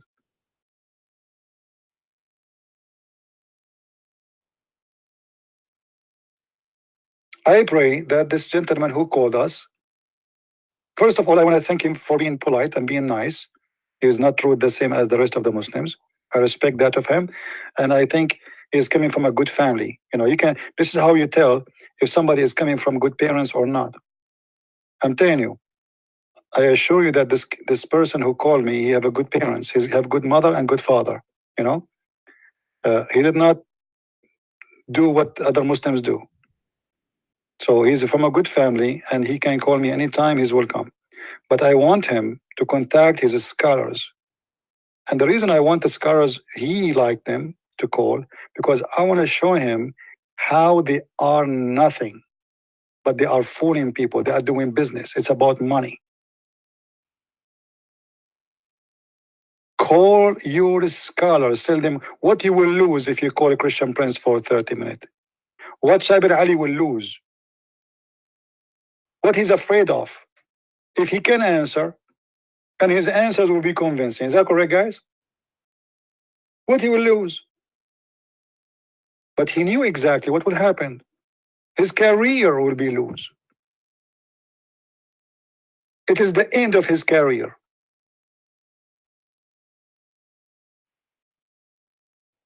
The head of the Islamic Center in Michigan, after he debated me, and this was, by the way, this guy, he was the consultant of George Bush. Look at George Bush, the idiot who hired who? He hired this guy, Hisham al-Husseini, to be his consultant in the war in Iraq. You believe it? You believe it? How stupid this USA country? A guy who teach taqiyya in the mosque, he is the consultant of the president. So he was a consultant and he was in a strike against Israel sponsoring Hezbollah. He had an interview with Fox News 4 or 5 times, and Sean Hannity, he could not corner him saying that I support Hezbollah. In my debate with him, I made him say more. He said in his debate with me that soon, inshallah, we will kill all the Christians like you and all the Jews like you, who they are the enemy of Allah. Soon, inshallah, will cleanse the land from people like you.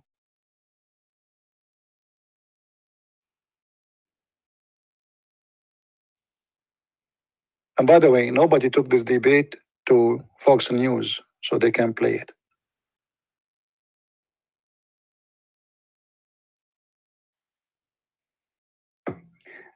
Anyway, everybody, I hope you guys, you did have a good time with us. Don't forget to subscribe if you did not subscribe yet. And if you are already subscribed, don't forget to unsubscribe. For it is the game of subscribe and unsubscribe. For me, I don't really care who subscribe or not. But if you like to join us and to be with us, to learn, there's no way you will attend our broadcast and you will leave the same as you came. This is a free education school. Here we share knowledge, we don't waste time. It's a free school. And what you learn here, you will never learn anywhere.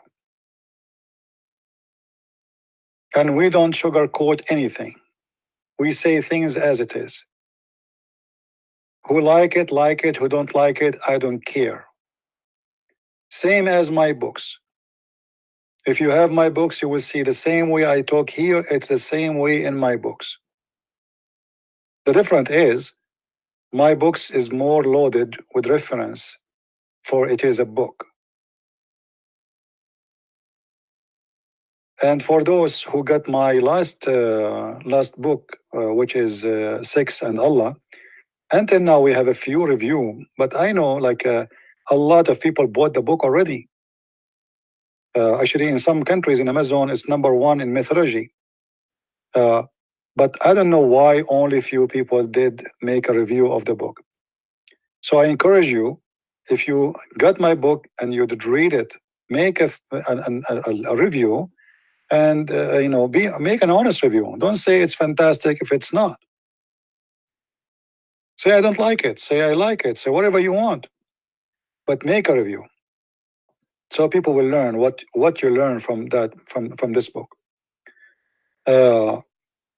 Right now, I'm working in my edition, like the new book I'm working in, which is going to be about the apostle of Jesus and Islam, and I hope people will enjoy it and will learn a lot from it.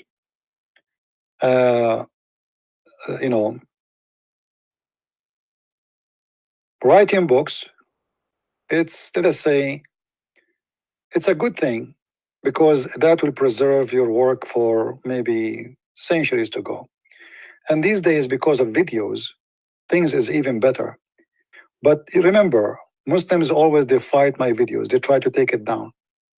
So I advise you all to download my videos, save them in Gmail account, G Drive,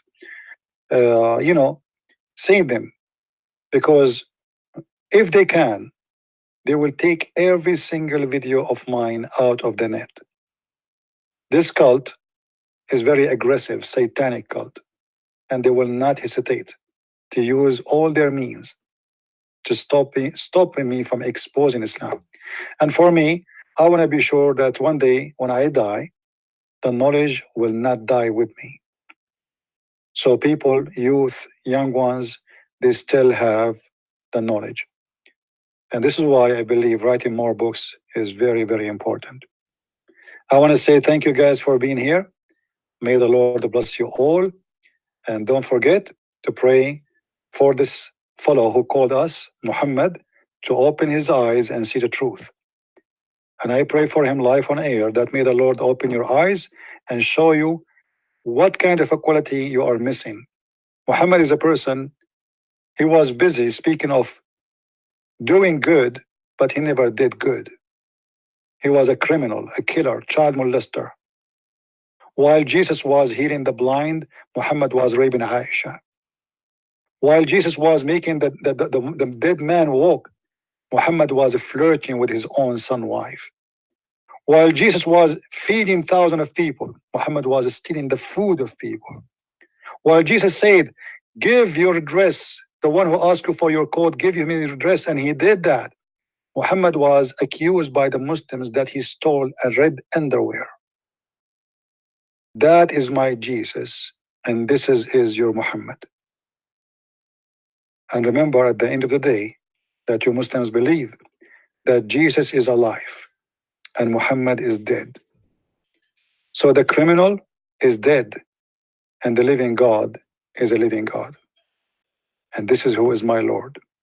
I follow the living Jesus, the Christ, the Word of God, the Holy. His name is glorious. And you follow a dead man. He was a child molester. Thank you for listening. And Christ is Lord. Islam is false. And we see you soon again. Bye-bye.